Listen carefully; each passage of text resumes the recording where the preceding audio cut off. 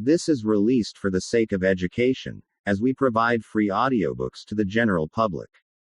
Our goal is to encourage people to spend their time on healthy habits. Chapter 5. Syme had vanished. A morning came, and he was missing from work. A few thoughtless people commented on his absence. On the next day nobody mentioned him. On the third day Winston went into the vestibule of the records department to look at the notice board. One of the notices carried a printed list of the members of the chess committee, of whom Syme had been one. It looked almost exactly as it had looked before. Nothing had been crossed out, but it was one name shorter. It was enough. Syme had ceased to exist. He had never existed. The weather was baking hot. In the labyrinthine ministry the windowless, air-conditioned rooms kept their normal temperature, but outside the pavements scorched one's feet and the stench of the tubes at the rush hours was a horror. The preparations for Hate Week were in full swing, and the staffs of all the ministries were working overtime. Processions, meetings, military parades, lectures, waxworks, displays, film shows, telescreen programs all had to be organized.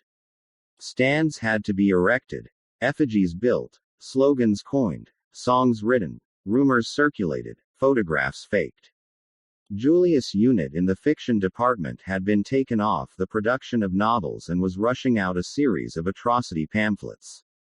Winston, in addition to his regular work, spent long periods every day in going through back files of The Times, and altering and embellishing news items which were to be quoted in speeches. Late at night, when crowds of rowdy proles roamed the streets, the town had a curiously febrile air. The rocket bombs crashed oftener than ever, and sometimes in the far distance there were enormous explosions which no one could explain and about which there were wild rumors. The new tune which was to be the theme song of Hate Week, the Hate Song, it was called, had already been composed and was being endlessly plugged on the telescreens. It had a savage, barking rhythm which could not exactly be called music, but resembled the beating of a drum. Roared out by hundreds of voices to the tramp of marching feet, it was terrifying. The proles had taken a fancy to it, and in the midnight streets it competed with the still popular It Was Only a Hopeless Fancy. The parson's children played it at all hours of the night and day, unbearably, on a comb and a piece of toilet paper. Winston's evenings were fuller than ever. Squads of volunteers, organized by parsons, were preparing the street for Hate Week, stitching banners, painting posters, erecting flagstaffs on the roofs, and perilously slinging wires across the street for the reception of streamers. Parsons boasted that Victory Mansions alone would display 400 meters of bunting. He was in his native element and as happy as a lark. The heat and the manual work had even given him a pretext for reverting to shorts and an open shirt in the evenings. He was everywhere at once, pushing, pulling, sawing, hammering, improvising, jollying everyone along with comradely exhortations and giving out from every fold of his body what seemed an inexhaustible supply of acrid-smelling sweat. A new poster had suddenly appeared all over London. It had no caption, and represented simply the monstrous figure of a Eurasian soldier, 3 or 4 meters high, striding forward with expressionless Mongolian face and enormous boots, a submachine gun pointed from his hip. From whatever angle you looked at the poster, the muzzle of the gun, magnified by the foreshortening, seemed to be pointed straight at you. The thing had been plastered on every blank space on every wall, even outnumbering the portraits of Big Brother. The proles, normally apathetic about the war, were being lashed into one of their periodical frenzies of patriotism. As though to harmonize with the general mood, the rocket bombs had been killing larger numbers of people than usual. One fell on a crowded film theater in Stepney, burying several hundred victims among the ruins. The whole population of the neighborhood turned out for a long, trailing funeral which went on for hours and was in effect an indignation meeting. Another bomb fell on a piece of waste ground which was used as a playground and several dozen children were blown to pieces. There were further angry demonstrations. Goldstein was burned in effigy. Hundreds of copies of the poster of the Eurasian soldier were torn down and added to the flames, and a number of shops were looted in the turmoil. Then a rumor flew round that spies were directing the rocket bombs by means of wireless waves. And an old couple who were suspected of being of foreign extraction had their house set on fire and perished of suffocation. In the room over Mr. Charrington's shop, when they could get there, Julia and Winston lay side by side on a stripped bed under the open window, naked for the sake of coolness. The rat had never come back, but the bugs had multiplied hideously in the heat. It did not seem to matter. Dirty or clean, the room was paradise. As soon as they arrived, they would sprinkle everything with pepper bought on the black market, tear off their clothes, and make love with sweating bodies, then fall asleep and wake to find that the bugs had rallied and were massing for the counterattack. 4, 5, 6, 7 times they met during the month of June. Winston had dropped his habit of drinking gin at all hours. He seemed to have lost the need for it. He had grown fatter. His varicose ulcer had subsided, leaving only a brown stain on the skin above his ankle. His fits of coughing in the early morning had stopped. The process of life had ceased to be intolerable. He had no longer any impulse to make faces at the telescreen or shout curses at the top of his voice. Now that they had a secure hiding place, almost a home, it did not even seem a hardship that they could only meet infrequently and for a couple of hours at a time. What mattered was that the room over the junk shop should exist. To know that it was there, inviolate, was almost the same as being in it. The room was a world, a pocket of the past where extinct animals could walk.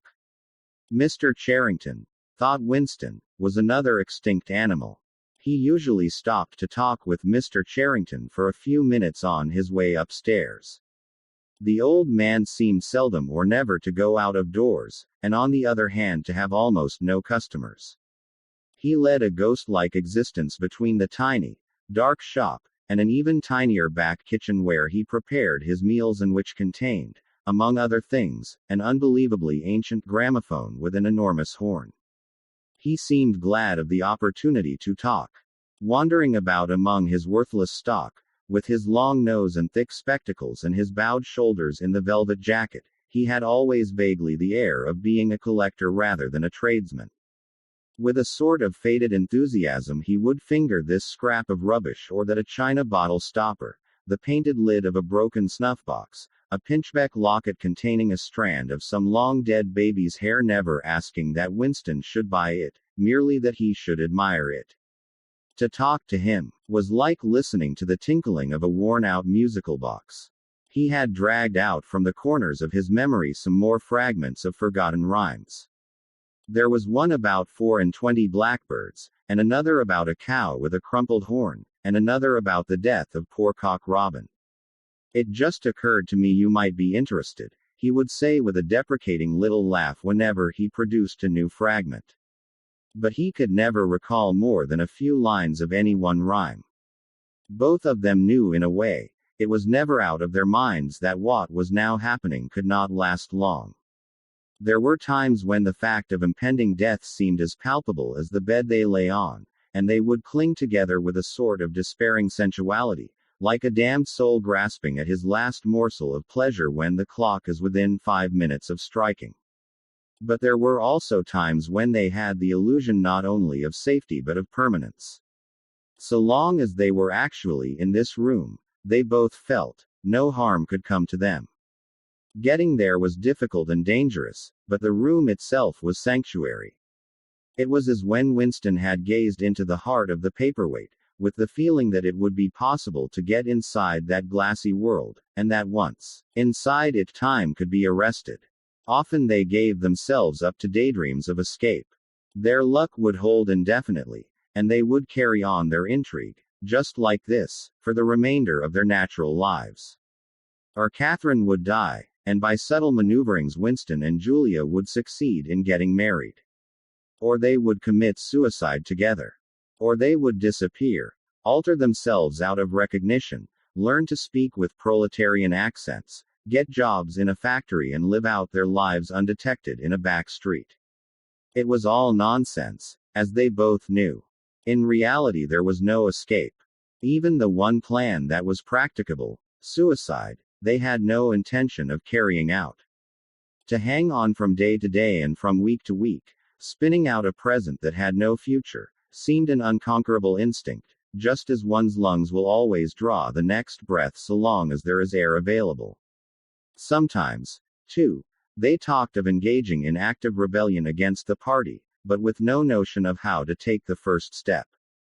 Even if the fabulous brotherhood was a reality, there still remained the difficulty of finding one's way into it. He told her of the strange intimacy that existed, or seemed to exist, between himself and O'Brien, and of the impulse he sometimes felt, simply to walk into O'Brien's presence, announce that he was the enemy of the party, and demand his help. Curiously enough, this did not strike her as an impossibly rash thing to do. She was used to judging people by their faces, and it seemed natural to her that Winston should believe O'Brien to be trustworthy on the strength of a single flash of the eyes. Moreover, she took it for granted that everyone, or nearly everyone, secretly hated the party and would break the rules if he thought it safe to do so. But she refused to believe that widespread, organized opposition existed or could exist.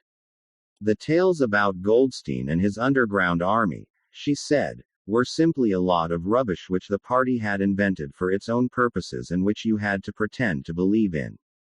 Times beyond number, at party rallies and spontaneous demonstrations, she had shouted at the top of her voice for the execution of people whose names she had never heard and in whose supposed crimes she had not the faintest belief. When public trials were happening, she had taken her place in the detachments from the Youth League who surrounded the courts from morning to night, chanting at intervals, "Death to the traitors." During the 2 minutes hate she always excelled all others in shouting insults at Goldstein. Yet she had only the dimmest idea of who Goldstein was and what doctrines he was supposed to represent. She had grown up since the Revolution and was too young to remember the ideological battles of the 50s and 60s. Such a thing as an independent political movement was outside her imagination. And in any case, the party was invincible. It would always exist, and it would always be the same. You could only rebel against it by secret disobedience or, at most, by isolated acts of violence such as killing somebody or blowing something up. In some ways she was far more acute than Winston, and far less susceptible to party propaganda. Once when he happened in some connection to mention the war against Eurasia, she startled him by saying casually that in her opinion the war was not happening. The rocket bombs which fell daily on London were probably fired by the government of Oceania itself, just to keep people frightened. This was an idea that had literally never occurred to him. She also stirred a sort of envy in him by telling him that during the 2 minutes hate her great difficulty was to avoid bursting out laughing. But she only questioned the teachings of the party when they in some way touched upon her own life. Often she was ready to accept the official mythology, simply because the difference between truth and falsehood did not seem important to her. She believed, for instance, having learnt it at school, that the party had invented aeroplanes. In his own school days, Winston remembered, in the late 50s, it was only the helicopter that the party claimed to have invented. A dozen years later, when Julia was at school, it was already claiming the aeroplane. One generation more, and it would be claiming the steam engine. And when he told her that aeroplanes had been in existence before he was born and long before the Revolution, the fact struck her as totally uninteresting. After all, what did it matter who had invented aeroplanes?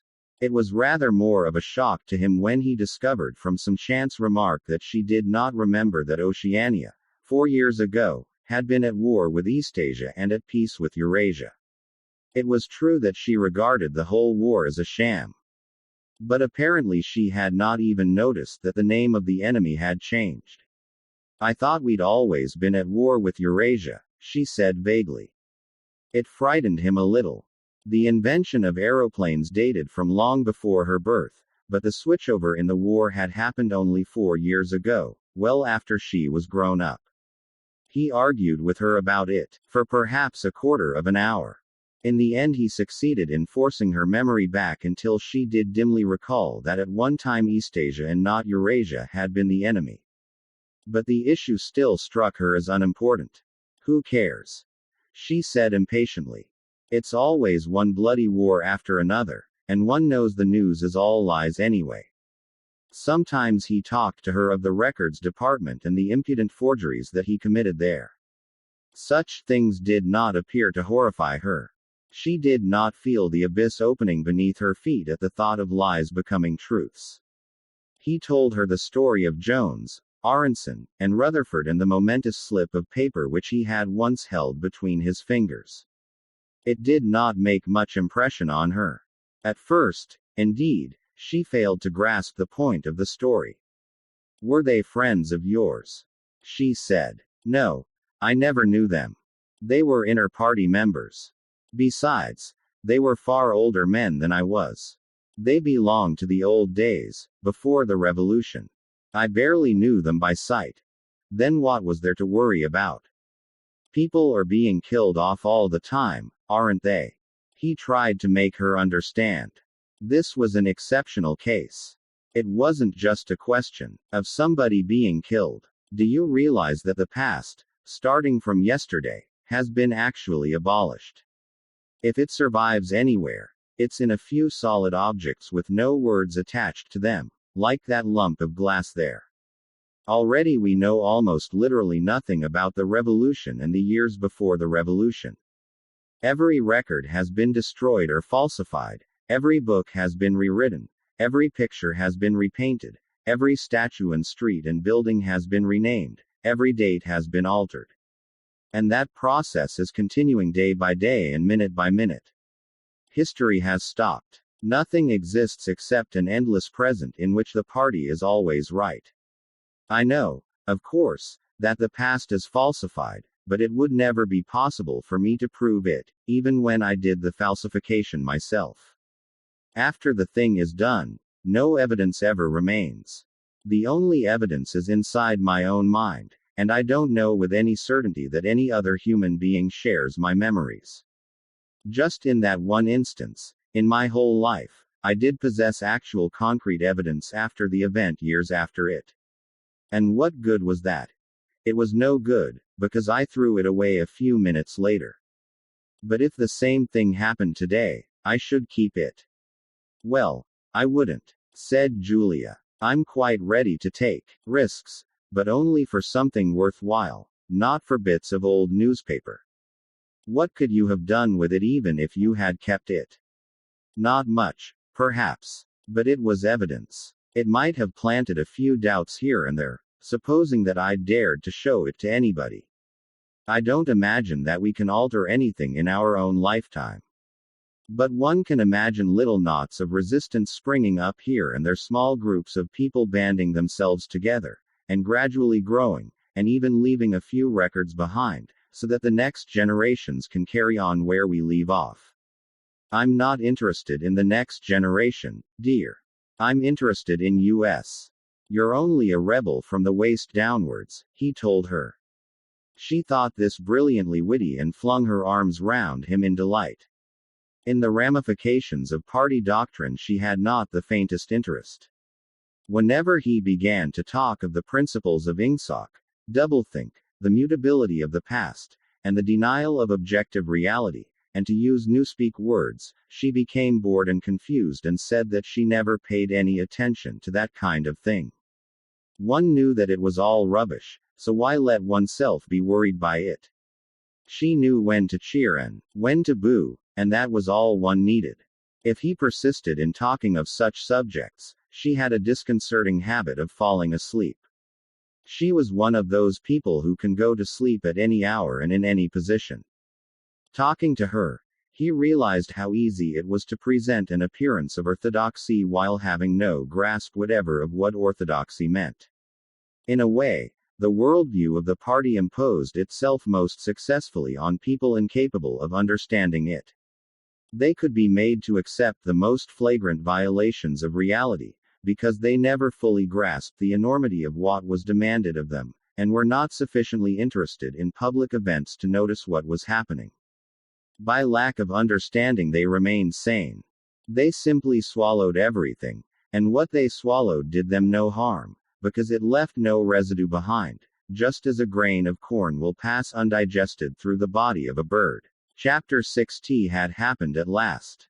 The expected message had come. All his life, it seemed to him, he had been waiting for this to happen. He was walking down the long corridor at the ministry, and he was almost at the spot where Julia had slipped the note into his hand when he became aware that someone larger than himself was walking just behind him. The person, whoever it was, gave a small cough, evidently as a prelude to speaking. Winston stopped abruptly and turned. It was O'Brien. At last they were face to face, and it seemed that his only impulse was to run away. His heart bounded violently. He would have been incapable of speaking. O'Brien, however, had continued forward in the same movement, laying a friendly hand for a moment on Winston's arm, so that the two of them were walking side by side.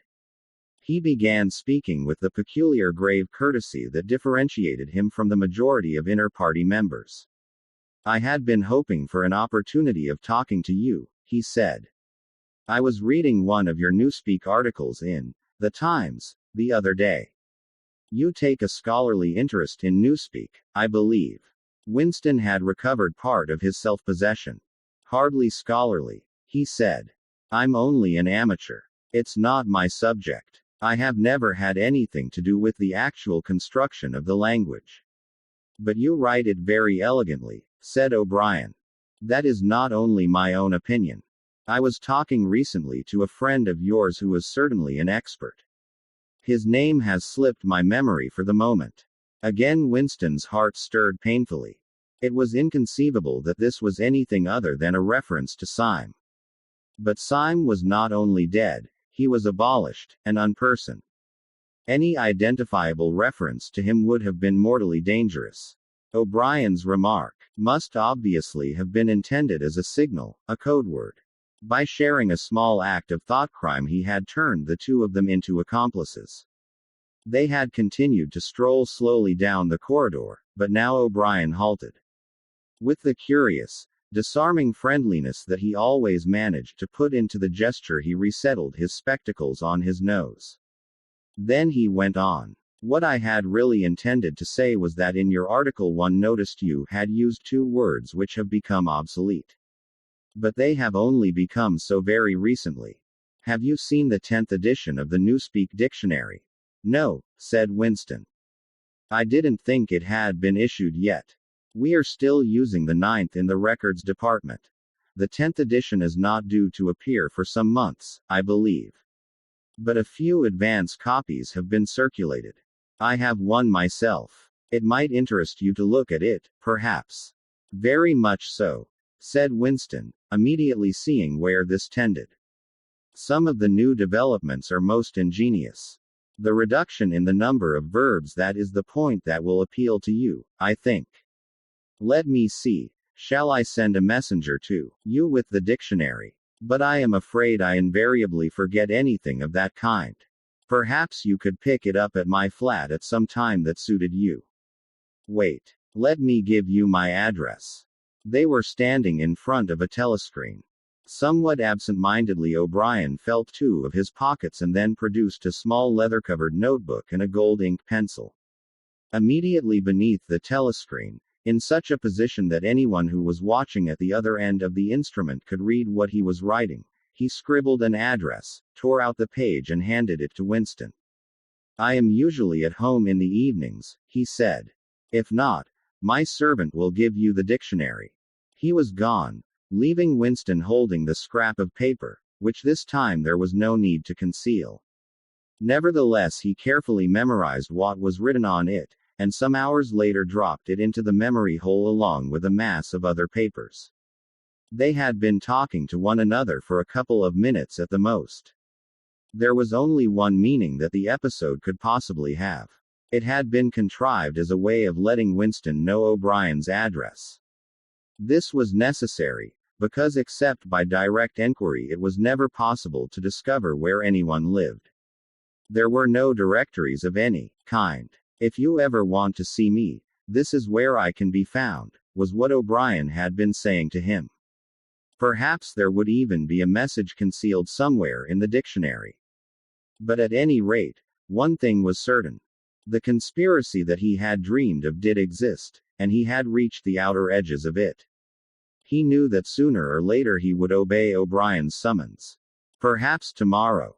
Perhaps after a long delay, he was not certain. What was happening was only the working out of a process that had started years ago. The first step had been a secret, involuntary thought, the second had been the opening of the diary. He had moved from thoughts to words, and now from words to actions. The last step was something that would happen in the ministry of love. He had accepted it. The end was contained in the beginning. But it was frightening. Or, more exactly, it was like a foretaste of death, like being a little less alive. Even while he was speaking to O'Brien, when the meaning of the words had sunk in, a chilly shuddering feeling had taken possession of his body. He had the sensation of stepping into the dampness of a grave, and it was not much better because he had always known that the grave was there and waiting for him. Chapter 7. Instant had woken up with his eyes full of tears. Julia rolled sleepily against him, murmuring something that might have been, "What's the matter?" "I dreamt," he began, and stopped short. It was too complex to be put into words.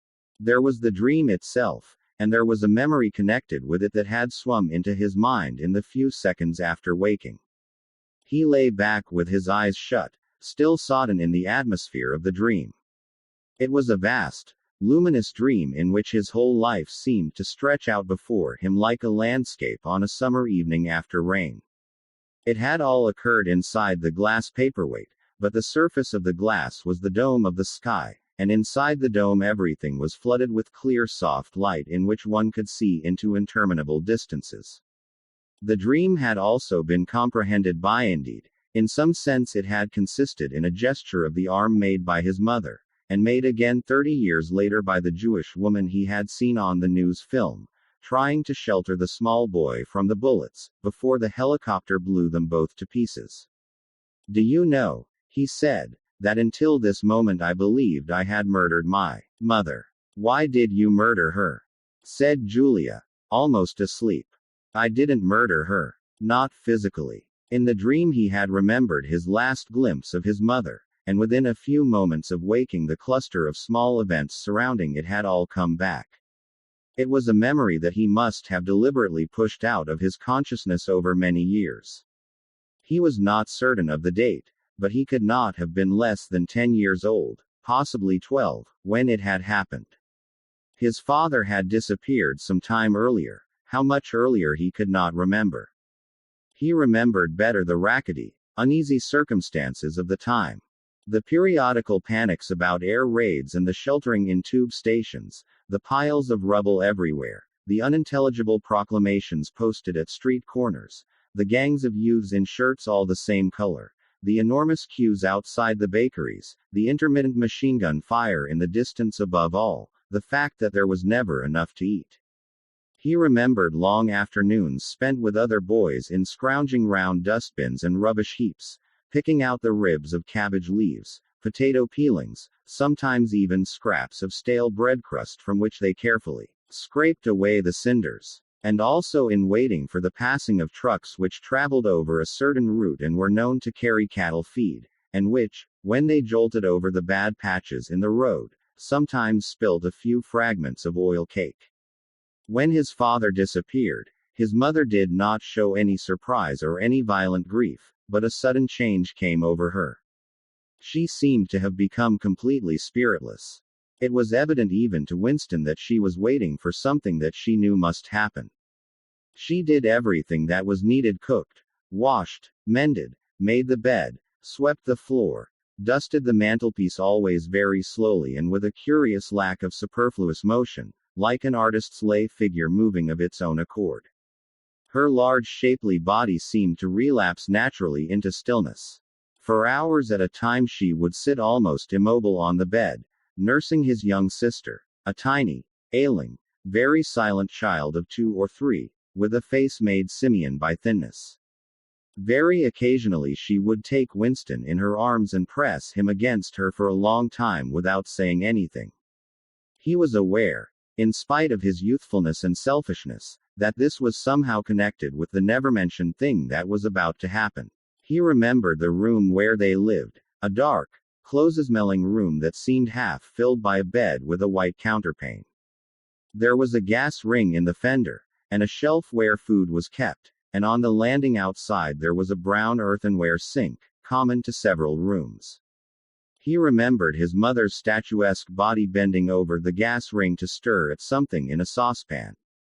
Above all, he remembered his continuous hunger, and the fierce sordid battles at mealtimes.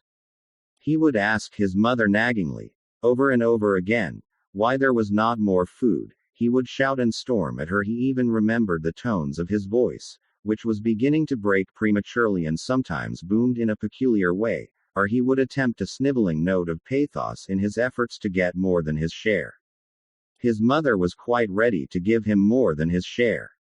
She took it for granted that he, the boy, should have the biggest portion. But however much she gave him, he invariably demanded more. At every meal she would beseech him not to be selfish and to remember that his little sister was sick and also needed food, but it was no use. He would cry out with rage when she stopped ladling. He would try to wrench the saucepan and spoon out of her hands. He would grab bits from his sister's plate. He knew that he was starving the other two, but he could not help it. He even felt that he had a right to do it. The clamorous hunger in his belly seemed to justify him.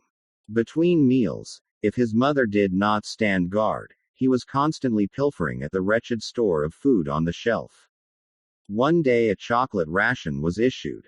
There had been no such issue for weeks or months past. He remembered quite clearly that precious little morsel of chocolate. It was a 2-ounce slab. They still talked about ounces in those days between the three of them. It was obvious that it ought to be divided into 3 equal parts. Suddenly, as though he were listening to somebody else, Winston heard himself demanding in a loud booming voice that he should be given the whole piece. His mother told him not to be greedy. There was a long, nagging argument that went round and round, with shouts, whines, tears, remonstrances, bargainings. His tiny sister, clinging to her mother with both hands, exactly like a baby monkey, sat looking over her shoulder at him with large, mournful eyes. In the end his mother broke off 3/4 of the chocolate and gave it to Winston, giving the other quarter to his sister. The little girl took hold of it and looked at it dully, perhaps not knowing what it was. Winston stood watching her for a moment. Then with a sudden swift spring he had snatched the piece of chocolate out of his sister's hand and was fleeing for the door. Winston! Winston! His mother called after him. Come back. Give your sister back her chocolate. He stopped, but did not come back. His mother's anxious eyes were fixed on his face. Even now he was thinking about the thing. He did not know what it was that was on the point of happening. His sister, conscious of having been robbed of something, had set up a feeble wail. His mother drew her arm round the child and pressed its face against her breast. Something in the gesture told him that his sister was dying. He turned and fled down the stairs, with the chocolate growing sticky in his hand. He never saw his mother again. After he had devoured the chocolate he felt somewhat ashamed of himself and hung about in the streets for several hours, until hunger drove him home. When he came back his mother had disappeared. This was already becoming normal at that time. Nothing was gone from the room except his mother and his sister. They had not taken any clothes, not even his mother's overcoat. To this day he did not know with any certainty that his mother was dead. It was perfectly possible that she had merely been sent to a forced labor camp. As for his sister, she might have been removed, like Winston himself, to one of the colonies for homeless children reclamation centers, they were called, which had grown up as a result of the Civil War, or she might have been sent to the labor camp along with his mother, or simply left somewhere or other to die. The dream was still vivid in his mind, especially the enveloping protecting gesture of the arm in which its whole meaning seemed to be contained. His mind went back to another dream of 2 months ago. Exactly as his mother had sat on the dingy white-quilted bed, with the child clinging to her, so she had sat in the sunken ship, far underneath him, and drowning deeper every minute, but still looking up at him through the darkening water. He told Julia the story of his mother's disappearance. Without opening her eyes, she rolled over and settled herself into a more comfortable position. "I expect you were a beastly little swine in those days," she said indistinctly. "All children are swine." Yes. But the real point of the story, from her breathing it was evident that she was going off to sleep again. He would have liked to continue talking about his mother. He did not suppose, from what he could remember of her, that she had been an unusual woman, still less an intelligent one. And yet she had possessed a kind of nobility, a kind of purity, simply because the standards that she obeyed were private ones. Her feelings were her own, and could not be altered from outside. It would not have occurred to her that an action which is ineffectual thereby becomes meaningless. If you loved someone, you loved him, and when you had nothing else to give, you still gave him love. When the last of the chocolate was gone, his mother had clasped the child in her arms. It was no use, it changed nothing, it did not produce more chocolate, it did not avert the child's death or her own. But it seemed natural to her to do it. The refugee woman in the boat had also covered the little boy with her arm, which was no more use against the bullets than a sheet of paper. The terrible thing that the party had done was to persuade you that mere impulses, mere feelings, were of no account, while at the same time robbing you of all power over the material world.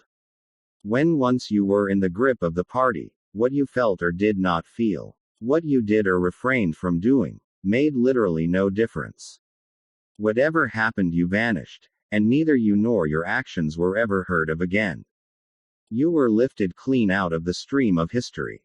And yet to the people of only 2 generations ago this would not have seemed all important, because they were not attempting to alter history. They were governed by private loyalties which they did not question. What mattered were individual relationships, and a completely helpless gesture, an embrace, a tear, a word spoken to a dying man, could have value in itself. The proles, it suddenly occurred to him, had remained in this condition. They were not loyal to a party or a country or an idea, they were loyal to one another. For the first time in his life he did not despise the proles or think of them merely as an inert force which would one day spring to life and regenerate the world. The proles had stayed human. They had not become hardened inside. They had held on to the primitive emotions which he himself had to relearn by conscious effort.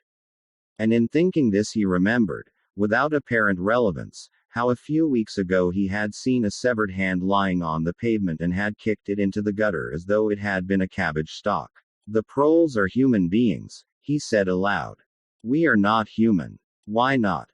said Julia, who had woken up again. He thought for a little while.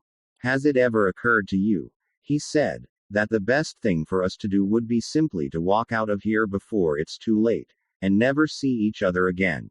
"Yes, dear, it has occurred to me, several times. But I'm not going to do it, all the same. We've been lucky," he said, "but it can't last much longer. You're young. You look normal and innocent. If you keep clear of people like me, you might stay alive for another 50 years. No. I've thought it all out. What you do, I'm going to do. And don't be too downhearted. I'm rather good at staying alive. We may be together for another 6 months, so there's no knowing. At the end we're certain to be apart. Do you realize how utterly alone we shall be? When once they get hold of us there will be nothing, literally nothing, that either of us can do for the other. If I confess, they'll shoot you, and if I refuse to confess, they'll shoot you just the same. Nothing that I can do or say, or stop myself from saying, will put off your death for as much as 5 minutes. Neither of us will even know whether the other is alive or dead. We shall be utterly without power of any kind. The one thing that matters is that we shouldn't betray one another, although even that can't make the slightest difference. If you mean confessing, she said, we shall do that, right enough. Everybody always confesses. You can't help it. They torture you. I don't mean confessing. Confession is not betrayal. What you say or do doesn't matter. Only feelings matter. If they could make me stop loving you, that would be the real betrayal. She thought it over. They can't do that, she said finally. It's the one thing they can't do. They can make you say anything, but they can't make you believe it. They can't get inside you. No, he said a little more hopefully, no. That's quite true. They can't get inside you. If you can feel that staying human is worthwhile, even when it can't have any result whatever, you've beaten them. He thought of the telescreen with its never-sleeping ear. They could spy upon you night and day, but if you kept your head you could still outwit them. With all their cleverness they had never mastered the secret of finding out what another human being was thinking. Perhaps that was less true when you were, actually, in their hands. One did not know what happened inside the Ministry of Love, but it was possible to guess. Tortures, drugs, delicate instruments that registered your nervous reactions, gradual wearing down by sleeplessness and solitude and persistent questioning. Facts, at any rate, could not be kept hidden. They could be tracked down by inquiry, they could be squeezed out of you by torture. But if the object was not to stay alive but to stay human, what difference did it ultimately make? They could not alter your feelings. For that matter, you could not alter them yourself, even if you wanted to. They could lay bare in the utmost detail everything that you had done or said or thought. But the inner heart, whose workings were mysterious even to yourself, remained impregnable. Chapter 8. They had done it. They had done it at last. The room they were standing in was long-shaped and softly lit. The telescreen was dimmed to a low murmur. The richness of the dark blue carpet gave one the impression of treading on velvet. At the far end of the room O'Brien was sitting at a table under a green-shaded lamp, with a mass of papers on either side of him. He had not bothered to look up when the servant showed Julia and Winston in. Winston's heart was thumping so hard that he doubted whether he would be able to speak. They had done it. They had done it at last, was all he could think. It had been a rash act to come here at all, and sheer folly to arrive together. Though it was true that they had come by different routes and only met on O'Brien's doorstep. But merely to walk into such a place needed an effort of the nerve. It was only on very rare occasions that one saw inside the dwelling places of the inner party, or even penetrated into the quarter of the town where they lived. The whole atmosphere of the huge block of flats, the richness and spaciousness of everything, the unfamiliar smells of good food and good tobacco, the silent and incredibly rapid lifts sliding up and down, the white-jacketed servants hurrying to and fro, everything was intimidating.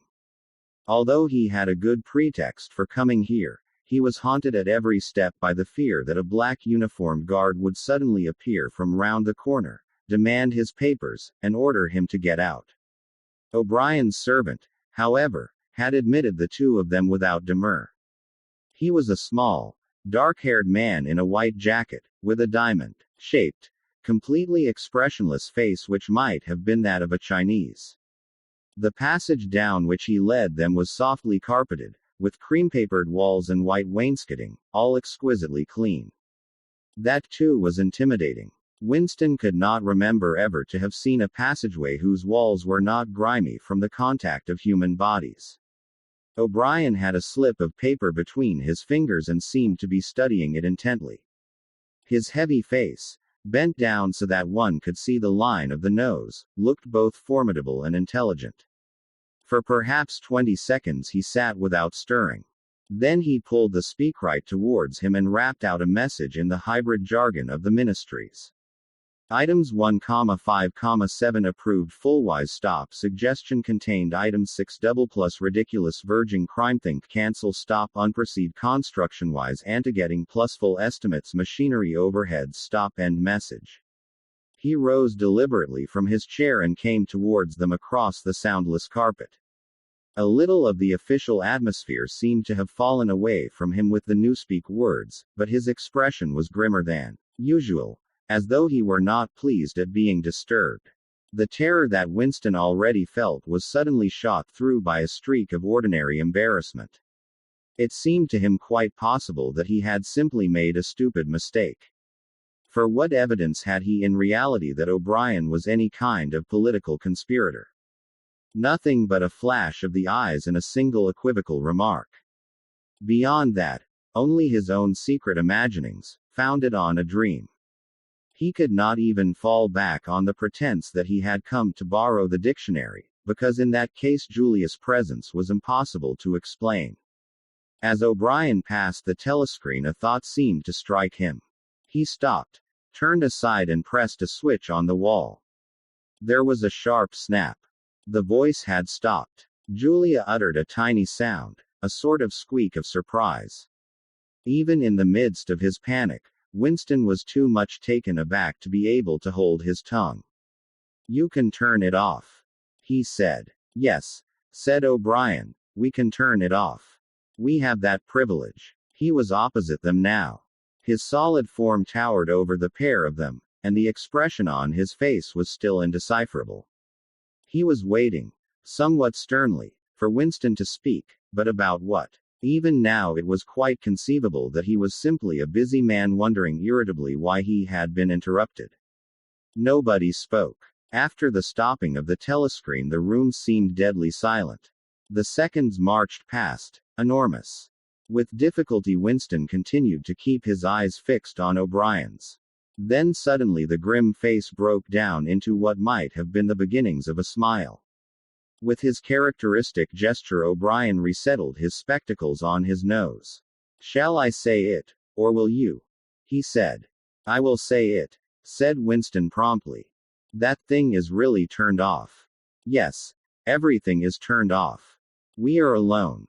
We have come here because..." He paused, realizing for the first time the vagueness of his own motives.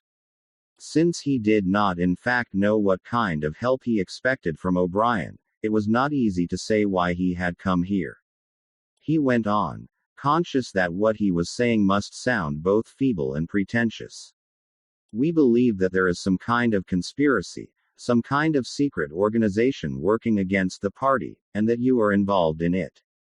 We want to join it and work for it. We are enemies of the party. We disbelieve in the principles of Ingsoc. We are thought criminals. We are also adulterers. I tell you this because we want to put ourselves at your mercy. If you want us to incriminate ourselves in any other way, we are ready." He stopped and glanced over his shoulder, with the feeling that the door had opened. Sure enough, the little yellow-faced servant had come in without knocking. Winston saw that he was carrying a tray with a decanter and glasses.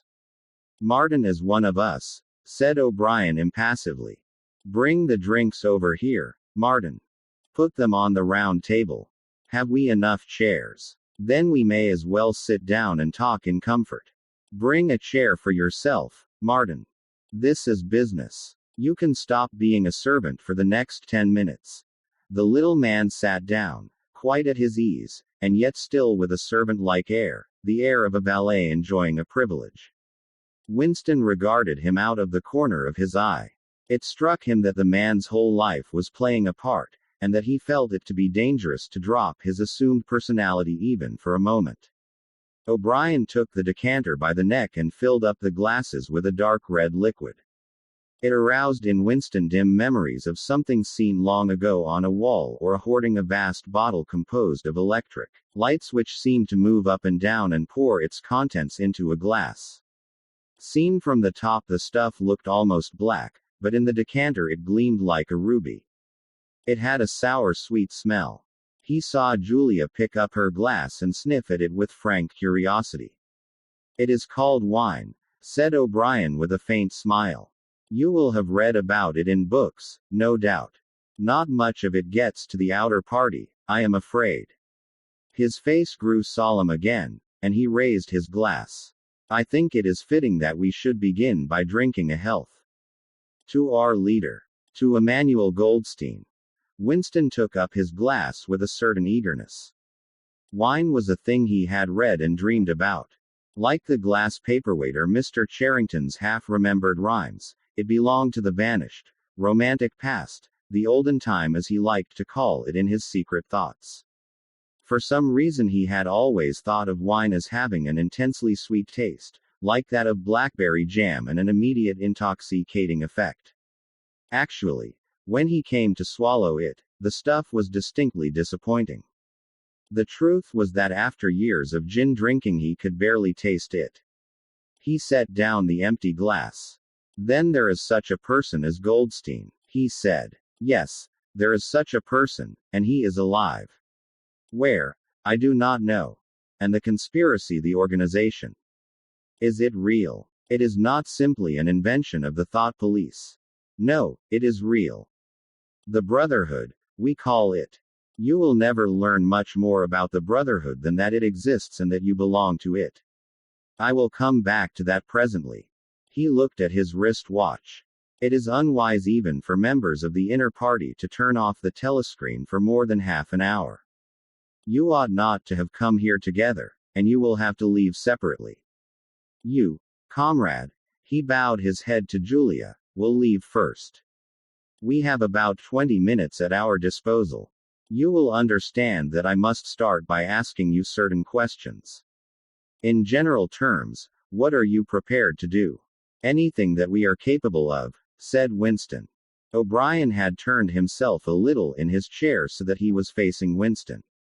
He almost ignored Julia, seeming to take it for granted that Winston could speak for her. For a moment the lids flitted down over his eyes.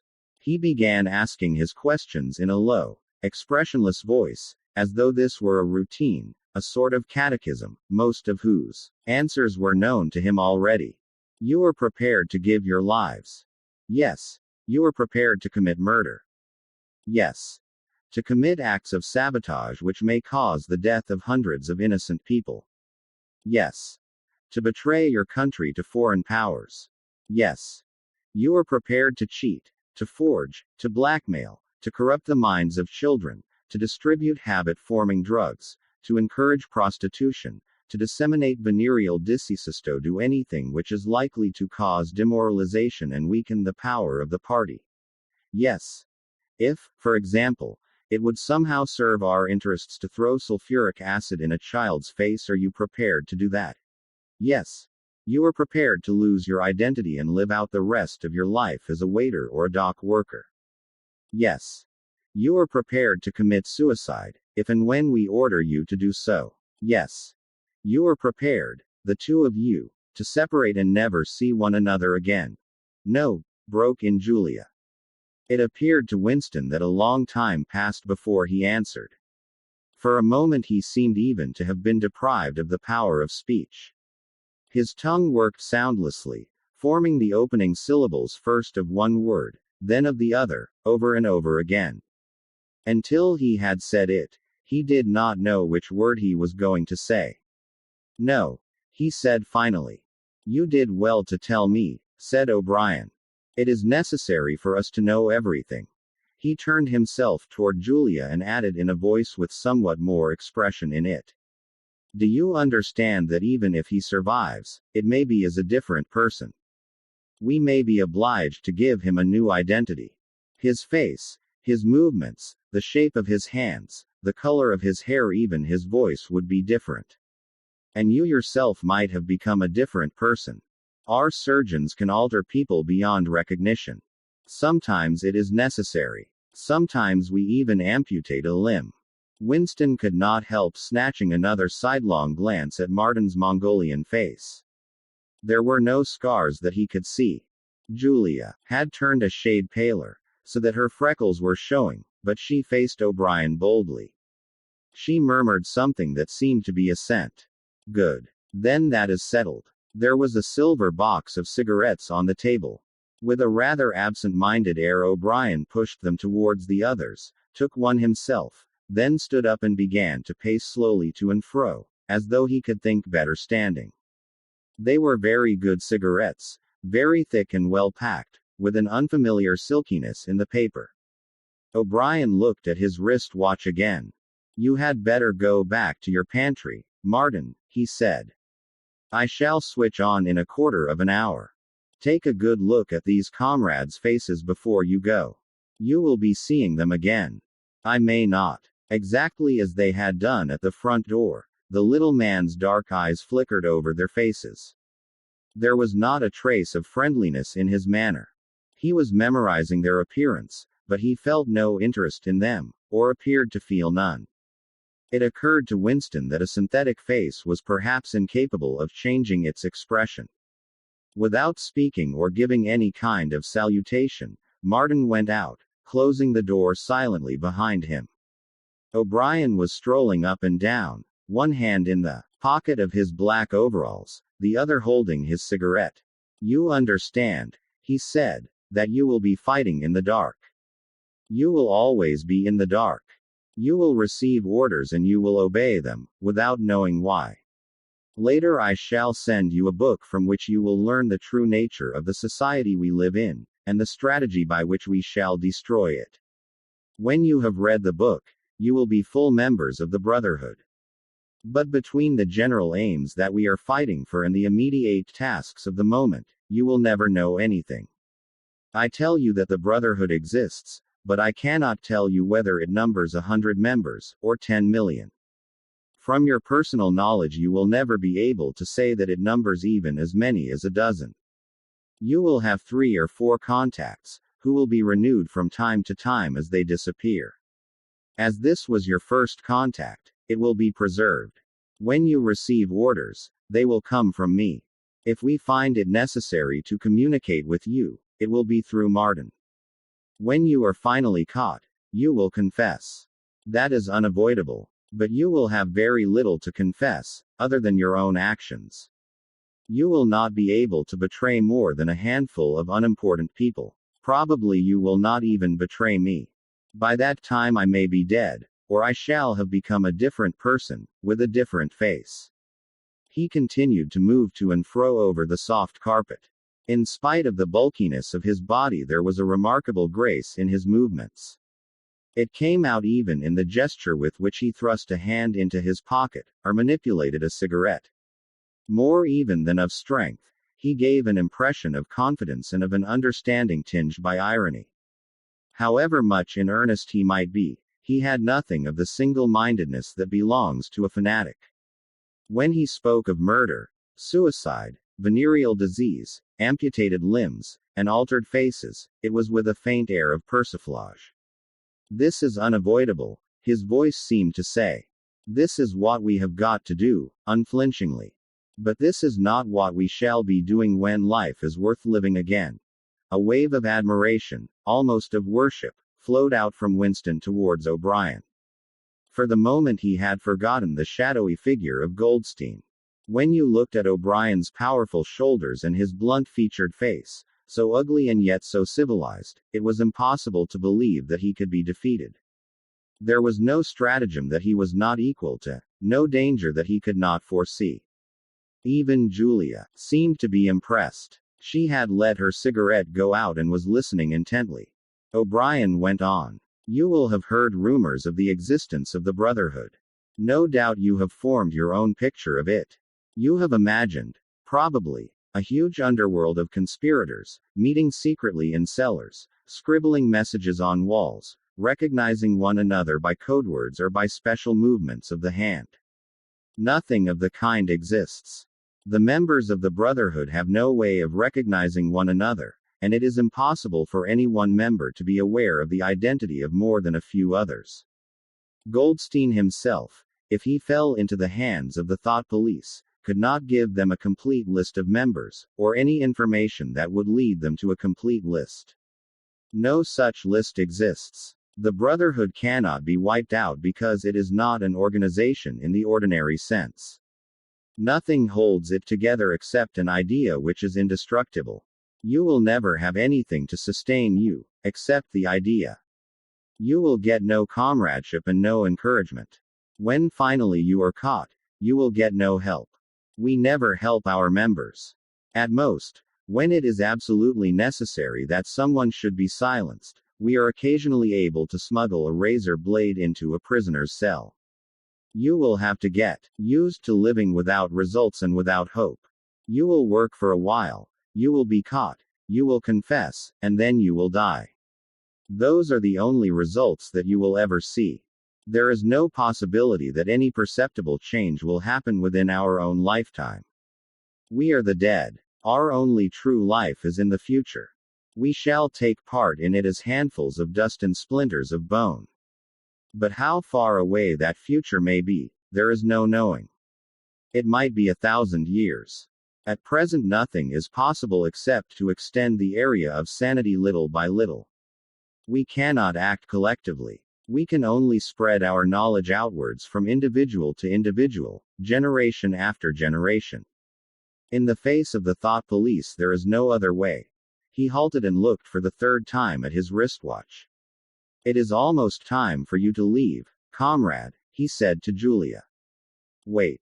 The decanter is still half full. He filled the glasses and raised his own glass by the stem. What shall it be this time? He said, still with the same faint suggestion of irony. To the confusion of the thought police. To the death of Big Brother. To humanity. To the future. To the past, said Winston. The past is more important, agreed O'Brien gravely. They emptied their glasses, and a moment later Julia stood up to go. O'Brien took a small box from the top of a cabinet and handed her a flat white tablet which he told her to place on her tongue. It was important, he said, not to go out smelling of wine. The lift attendants were very observant. As soon as the door had shut behind her, he appeared to forget her existence. He took another pace or two up and down, then stopped. There are details to be settled, he said. I assume that you have a hiding place of some kind. Winston explained about the room over Mr. Charrington's shop. That will do for the moment. Later we will arrange something else for you. It is important to change one's hiding place frequently. Meanwhile, I shall send you a copy of the book. Even O'Brien, Winston noticed, seemed to pronounce the words as though they were in italics. Goldstein's book, you understand, as soon as possible. It may be some days before I can get hold of one. There are not many in existence, as you can imagine. The thought police hunt them down and destroy them almost as fast as we can produce them. It makes very little difference. The book is indestructible. If the last copy were gone, we could reproduce it almost word for word. Do you carry a briefcase to work with you? He added. As a rule, yes. What is it like? Black, very shabby. With 2 straps. Black. 2 straps. Very shabby good. One day in the fairly near future, I cannot give a date, one of the messages among your morning's work will contain a misprinted word, and you will have to ask for a repeat. On the following day you will go to work without your briefcase. At some time during the day, in the street, a man will touch you on the arm and say, I think you have dropped your briefcase. The one he gives you will contain a copy of Goldstein's book. You will return it within 14 days. They were silent for a moment. There are a couple of minutes before you need go, said O'Brien. We shall meet again if we do meet again. Winston looked up at him. In the place where there is no darkness, he said hesitantly. O'Brien nodded without appearance of surprise. In the place where there is no darkness, he said, as though he had recognized the allusion. And in the meantime, is there anything that you wish to say before you leave? Any message? Any question? Winston thought. There did not seem to be any further question that he wanted to ask. Still less did he feel any impulse to utter high-sounding generalities. Instead of anything directly connected with O'Brien or the Brotherhood, there came into his mind a sort of composite picture of the dark bedroom where his mother had spent her last days, and the little room over Mr. Charrington's shop, and the glass paperweight, and the steel engraving in its rosewood frame. Almost at random he said, Did you ever happen to hear an old rhyme that begins, Oranges and lemons, say the bells of St. Clement's? Again O'Brien nodded. With a sort of grave courtesy he completed the stanza. Oranges and lemons, say the bells of St. Clement's, you owe me 3 farthings, say the bells of St. Martin's, when will you pay me? Say the bells of Old Bailey, when I grow rich, say the bells of Shoreditch. You knew the last line, said Winston. Yes, I knew the last line. And now, I am afraid, it is time for you to go. But wait. You had better let me give you one of these tablets. As Winston stood up, O'Brien held out a hand. His powerful grip crushed the bones of Winston's palm. At the door, Winston looked back, but O'Brien seemed already to be in process of putting him out of mind. He was waiting with his hand on the switch that controlled the telescreen. Beyond him, Winston could see the writing table with its green-shaded lamp and the speakwrite and the wire baskets deep laden with papers. The incident was closed. Within 30 seconds, it occurred to him, O'Brien would be back at his interrupted and important work on behalf of the party. Chapter 9. Winston was gelatinous with fatigue. Gelatinous was the right word. It had come into his head spontaneously. His body seemed to have not only the weakness of a jelly, but its translucency. He felt that if he held up his hand he would be able to see the light through it. All the blood and lymph had been drained out of him by an enormous debauch of work, leaving only a frail structure of nerves, bones, and skin. All sensations seemed to be magnified.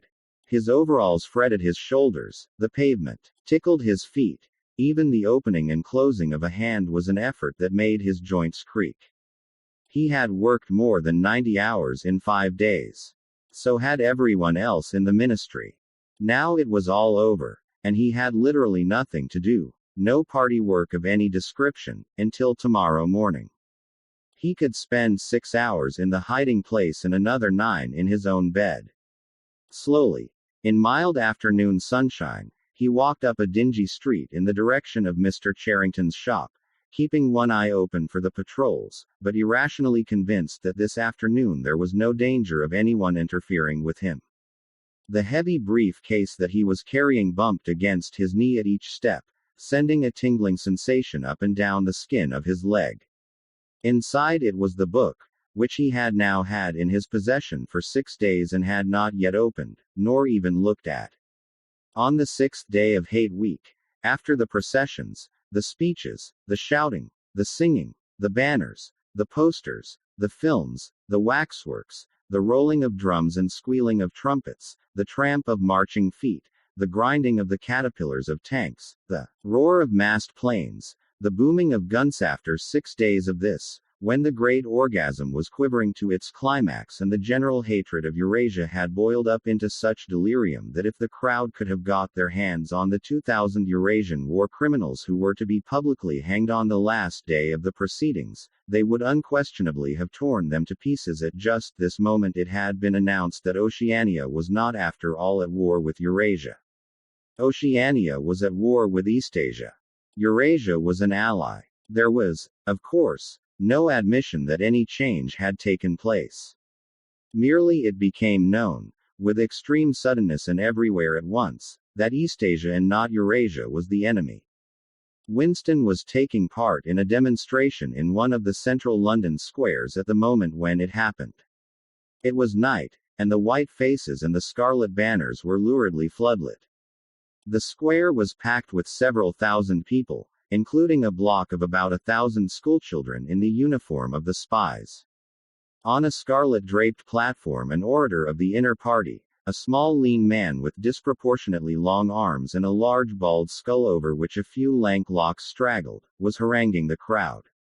A little Rumpelstiltskin figure, contorted with hatred, he gripped the neck of the microphone with one hand while the other, enormous at the end of a bony arm, clawed the air menacingly above his head. His voice, made metallic by the amplifiers, boomed forth an endless catalogue of atrocities, massacres, deportations, lootings, rapings, torture of prisoners, bombing of civilians, lying propaganda, unjust aggressions, broken treaties. It was almost impossible to listen to him without being first convinced and then maddened. At every few moments the fury of the crowd boiled over and the voice of the speaker was drowned by a wild beast-like roaring that rose uncontrollably from thousands of throats. The most savage yells of all came from the schoolchildren. The speech had been proceeding for perhaps 20 minutes when a messenger hurried on to the platform and a scrap of paper was slipped into the speaker's hand.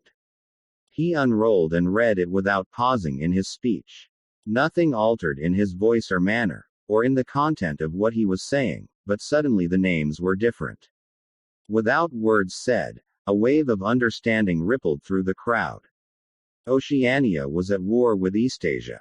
The next moment there was a tremendous commotion. The banners and posters with which the square was decorated were all wrong. Quite half of them had the wrong faces on them. It was sabotage. The agents of Goldstein had been at work. There was a riotous interlude while posters were ripped from the walls, banners torn to shreds and trampled underfoot. The spies performed prodigies of activity in clambering over the rooftops and cutting the streamers that fluttered from the chimneys. But within 2 or 3 minutes it was all over. The orator, still gripping the neck of the microphone, his shoulders hunched forward, his free hand clawing at the air, had gone straight on with his speech. 1 minute more, and the feral roars of rage were again bursting from the crowd. The hate continued exactly as before, except that the target had been changed. The thing that impressed Winston in looking back was that the speaker had switched from one line to the other actually in mid-sentence, not only without a pause, but without even breaking the syntax. But at the moment he had other things to preoccupy him. It was during the moment of disorder while the posters were being torn down that a man whose face he did not see had tapped him on the shoulder and said, "Excuse me, I think you've dropped your briefcase." He took the briefcase abstractedly, without speaking. He knew that it would be days before he had an opportunity to look inside it. The instant that the demonstration was over he went straight to the Ministry of Truth, though the time was now nearly 23 hours. The entire staff of the ministry had done likewise. The orders already issuing from the telescreen, recalling them to their posts, were hardly necessary. Oceania was at war with Eastasia. Oceania had always been at war with Eastasia. A large part of the political literature of 5 years was now completely obsolete. Reports and records of all kinds, newspapers, books, pamphlets, films, soundtracks, photographs all had to be rectified at lightning speed. Although no directive was ever issued, it was known that the chiefs of the department intended that within 1 week no reference to the war with Eurasia, or the alliance with Eastasia, should remain in existence anywhere. The work was overwhelming, all the more so because the processes that it involved could not be called by their true names. Everyone in the records department worked 18 hours in the 24, with 2 3-hour snatches of sleep. Mattresses were brought up from the cellars and pitched all over the corridors. Meals consisted of sandwiches and victory, coffee wheeled round on trolleys by attendants from the canteen. Each time that Winston broke off for one of his spells of sleep he tried to leave his desk clear of work, and each time that he crawled back sticky-eyed and aching, it was to find that another shower of paper cylinders had covered the desk like a snowdrift, half burying the speakwrite and overflowing onto the floor, so that the first job was always to stack them into a neat enough pile to give him room to work. What was worst of all was that the work was by no means purely mechanical. Often it was enough merely to substitute one name for another, but any detailed report of events demanded care and imagination. Even the geographical knowledge that one needed in transferring the war from one part of the world to another was considerable. By the third day his eyes ached unbearably and his spectacles needed wiping every few minutes. It was like struggling with some crushing physical task, something which one had the right to refuse and which one was nevertheless neurotically anxious to accomplish. In so far as he had time to remember it, he was not troubled by the fact that every word he murmured into the speakwrite, every stroke of his ink pencil, was a deliberate lie. He was as anxious as anyone else in the department that the forgery should be perfect. On the morning of the 6th day the dribble of cylinders slowed down. For as much as half an hour nothing came out of the tube. Then one more cylinder. Then nothing. Everywhere at about the same time the work was easing off. A deep and as it were secret sigh went through the department. A mighty deed, which could never be mentioned, had been achieved. It was now impossible for any human being to prove by documentary evidence that the war with Eurasia had ever happened. At 1200 it was unexpectedly announced that all workers in the ministry were free till tomorrow morning. Winston, still carrying the brief case containing the book, which had remained between his feet while he worked and under his body while he slept, went home, shaved himself, and almost fell asleep in his bath, although the water was barely more than tepid. With a sort of voluptuous creaking in his joints he climbed the stair above Mr. Charrington's shop. He was tired, but not sleepy any longer. He opened the window, lit the dirty little oil stove and put on a pan of water for coffee. Julia would arrive presently. Meanwhile there was the book. He sat down in the sluttish armchair and undid the straps of the brief case. A heavy black volume, amateurishly bound, with no name or title on the cover. The print also looked slightly irregular. The pages were worn at the edges, and fell apart, easily, as though the book had passed through many hands. The inscription on the title page ran, "The Theory and Practice of Oligarchical Collectivism by Emanuel Goldstein." Winston began reading.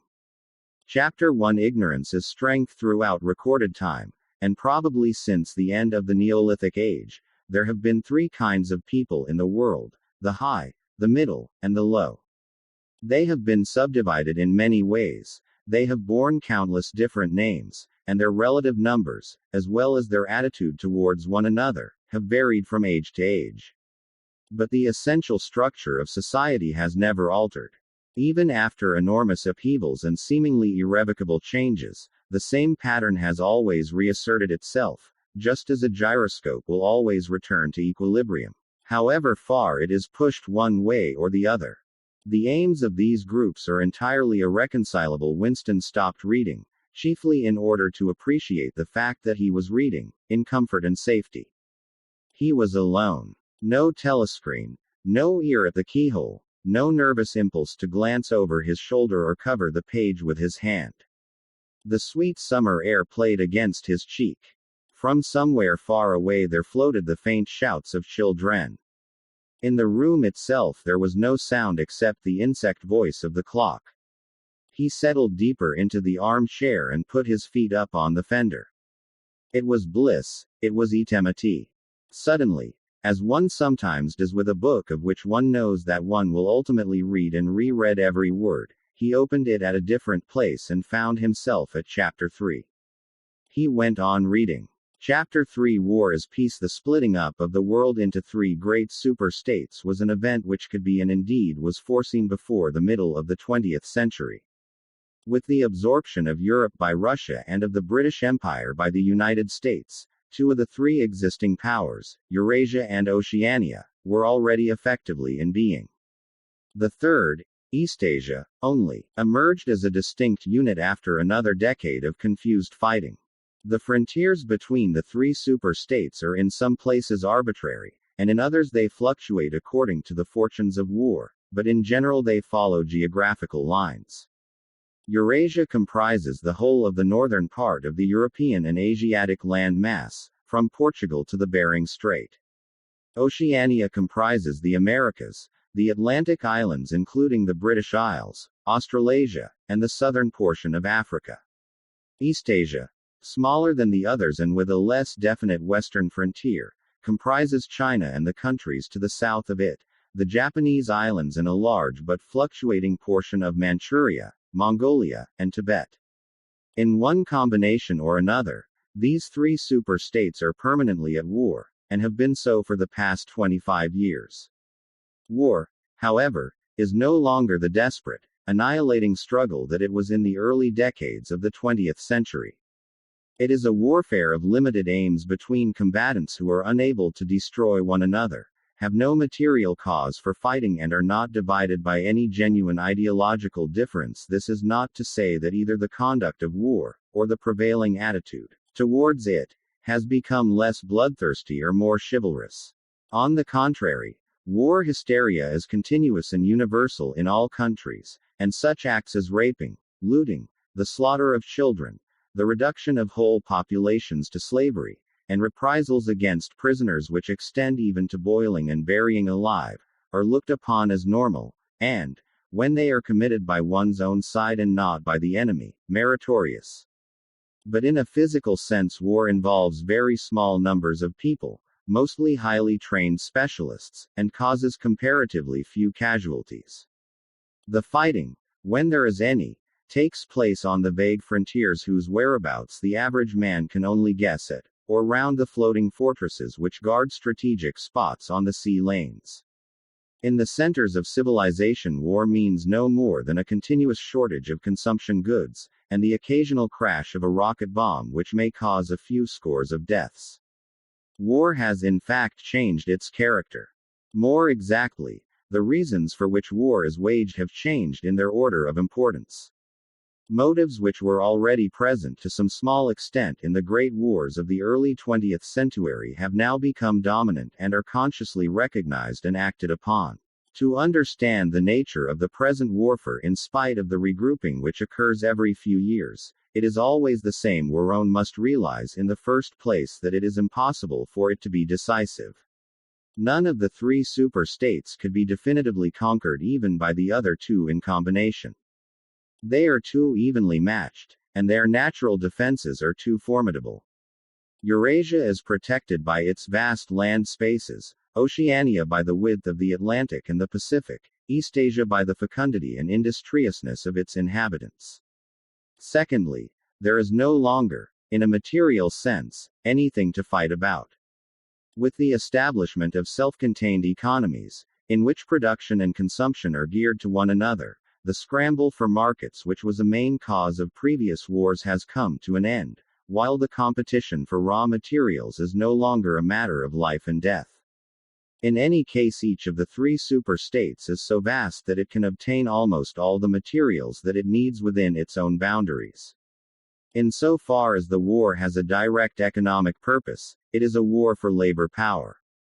Between the frontiers of the super-states, and not permanently in the possession of any of them, there lies a rough quadrilateral with its corners at Tangier, Brazzaville, Darwin, and Hong Kong, containing within it about a fifth of the population of the Earth. It is for the possession of these thickly populated regions, and of the northern ice cap, that the three powers are constantly struggling. In practice, no one power ever controls the whole of the disputed area. Portions of it are constantly changing hands, and it is the chance of seizing this or that fragment by a sudden stroke of treachery that dictates the endless changes of alignment.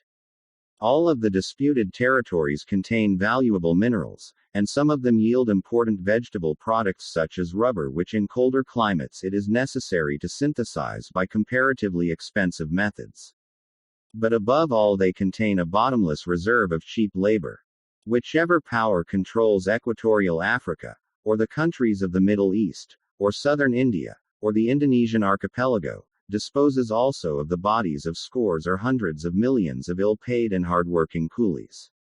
The inhabitants of these areas, reduced more or less openly to the status of slaves, pass continually from conqueror to conqueror, and are expended like so much coal or oil in the race to turn out more armaments, to capture more territory, to control more labor power, to turn out more armaments, to capture more territory, and so on indefinitely. It should be noted that the fighting never really moves beyond the edges of the disputed areas. The frontiers of Eurasia flow back and forth between the basin of the Congo and the northern shore of the Mediterranean. The islands of the Indian Ocean and the Pacific are constantly being captured and recaptured by Oceania or by Eastasia. In Mongolia, the dividing line between Eurasia and Eastasia is never stable.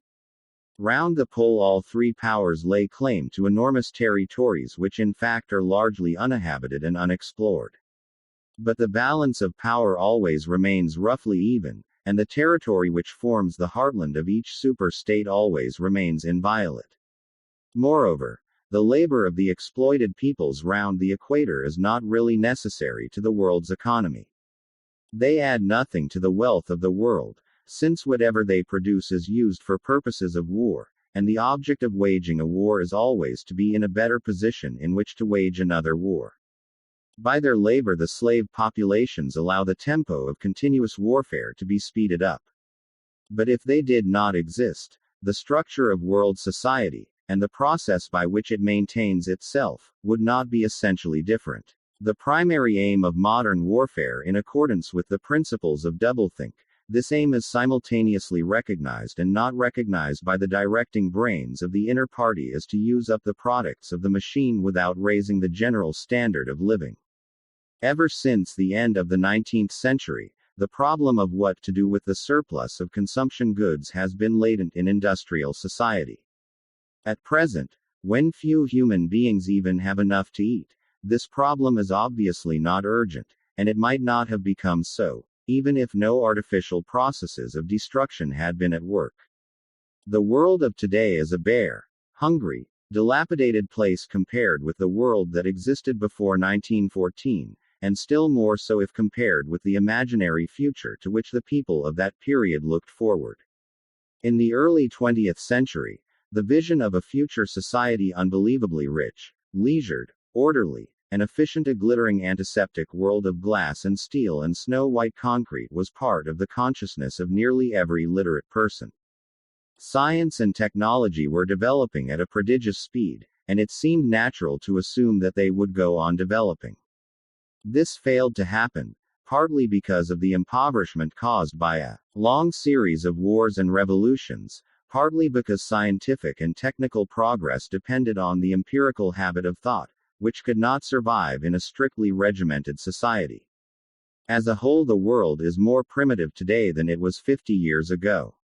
Certain backward areas have advanced, and various devices, always in some way connected with warfare and police espionage, have been developed, but experiment and invention have largely stopped, and the ravages of the atomic war of the 1950s have never been fully repaired.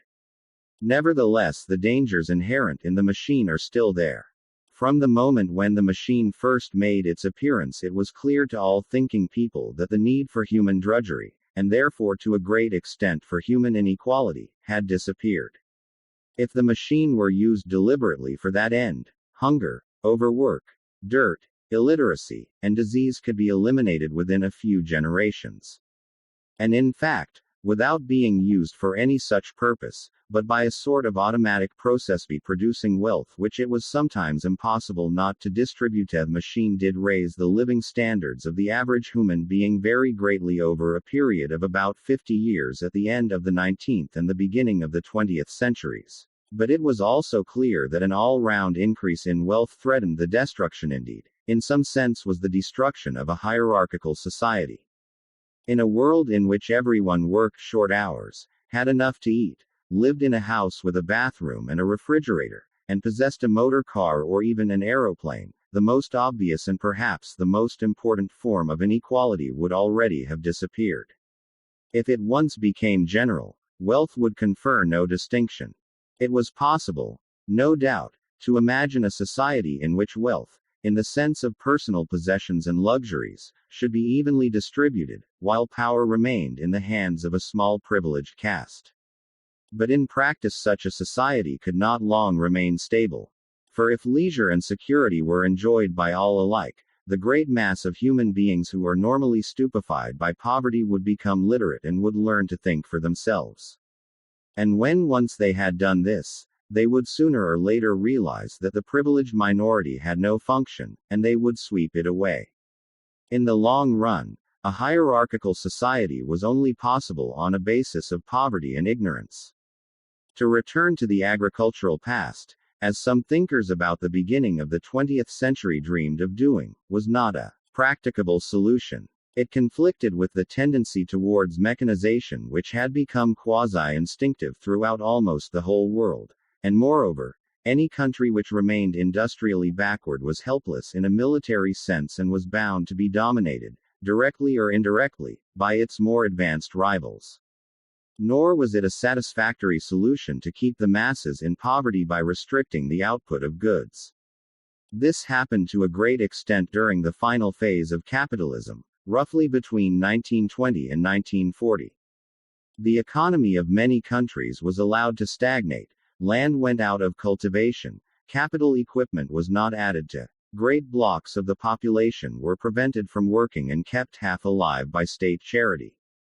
But this, too, entailed military weakness, and since the privations it inflicted were obviously unnecessary, it made opposition inevitable. The problem was how to keep the wheels of industry turning without increasing the real wealth of the world. Goods must be produced, but they must not be distributed. And in practice the only way of achieving this was by continuous warfare. The essential act of war is destruction, not necessarily of human lives, but of the products of human labor. War is a way of shattering to pieces, or pouring into the stratosphere, or sinking in the depths of the sea, materials which might otherwise be used to make the masses too comfortable, and hence, in the long run, too intelligent. Even when weapons of war are not actually destroyed, their manufacture is still a convenient way of expending labor power without producing anything that can be consumed. A floating fortress, for example, has locked up in it the labor that would build several hundred cargo ships. Ultimately it is scrapped as obsolete, never having brought any material benefit to anybody, and with further enormous labors another floating fortress is built. In principle the war effort is always so planned as to eat up any surplus that might exist after meeting the bare needs of the population. In practice the needs of the population are always underestimated, with the result that there is a chronic shortage of half the necessities of life. But this is looked on as an advantage. It is deliberate policy to keep even the favored groups somewhere near the brink of hardship, because a general state of scarcity increases the importance of small privileges and thus magnifies the distinction between one group and another. By the standards of the early 20th century, even a member of the inner party lives an austere, laborious kind of life. Nevertheless, the few luxuries that he does enjoy, his large, well-appointed flat, the better texture of his clothes, the better quality of his food and drink and tobacco, his 2 or 3 servants, his private motor car or helicopter set him in a different world from a member of the outer party, and the members of the outer party have a similar advantage in comparison with the submerged masses whom we call the proles. The social atmosphere is that of a besieged city, where the possession of a lump of horseflesh makes the difference between wealth and poverty. And at the same time the consciousness of being at war, and therefore in danger, makes the handing over of all power to a small caste seem the natural, unavoidable condition of survival. War, it will be seen, accomplishes the necessary destruction, but accomplishes it in a psychologically acceptable way. In principle it would be quite simple to waste the surplus labor of the world by building temples and pyramids, by digging holes and filling them up again, or even by producing vast quantities of goods and then setting fire to them. But this would provide only the economic and not the emotional basis for a hierarchical society. What is concerned here is not the morale of masses, whose attitude is unimportant so long as they are kept steadily at work, but the morale of the party itself. Even the humblest party member is expected to be competent, industrious, and even intelligent within narrow limits, but it is also necessary that he should be a credulous and ignorant fanatic whose prevailing moods are fear, hatred, adulation, and orgiastic triumph. In other words, it is necessary that he should have the mentality appropriate to a state of war. It does not matter whether the war is actually happening, and, since no decisive victory is possible, it does not matter whether the war is going well or badly. All that is needed is that a state of war should exist. The splitting of the intelligence which the party requires of its members, and which is more easily achieved in an atmosphere of war, is now almost universal, but the higher up the ranks one goes, the more marked it becomes. It is precisely in the inner party that war hysteria and hatred of the enemy are strongest.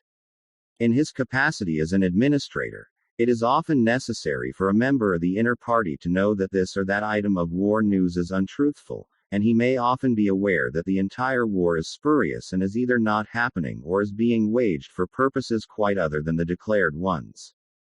But such knowledge is easily neutralized by the technique of doublethink. Meanwhile, no inter-party member wavers for an instant in his mystical belief that the war is real, and that it is bound to end victoriously, with Oceania the undisputed master of the entire world. All members of the inner party believe in this coming conquest as an article of faith. It is to be achieved either by gradually acquiring more and more territory and so building up an overwhelming preponderance of power, or by the discovery of some new and unanswerable weapon. The search for new weapons continues unceasingly, and is one of the very few remaining activities in which the inventive or speculative type of mind can find any outlet. In Oceania at the present day, science, in the old sense, has almost ceased to exist. In Newspeak there is no word for science. The empirical method of thought, on which all the scientific achievements of the past were founded, is opposed to the most fundamental principles of Ingsoc. And even technological progress only happens when its products can in some way be used for the diminution of human liberty. In all the useful arts the world is either standing still or going backwards. The fields are cultivated with horse plows while books are written by machinery. But in matters of vital importance, meaning, in effect, war and police espionage, the empirical approach is still encouraged, or at least tolerated.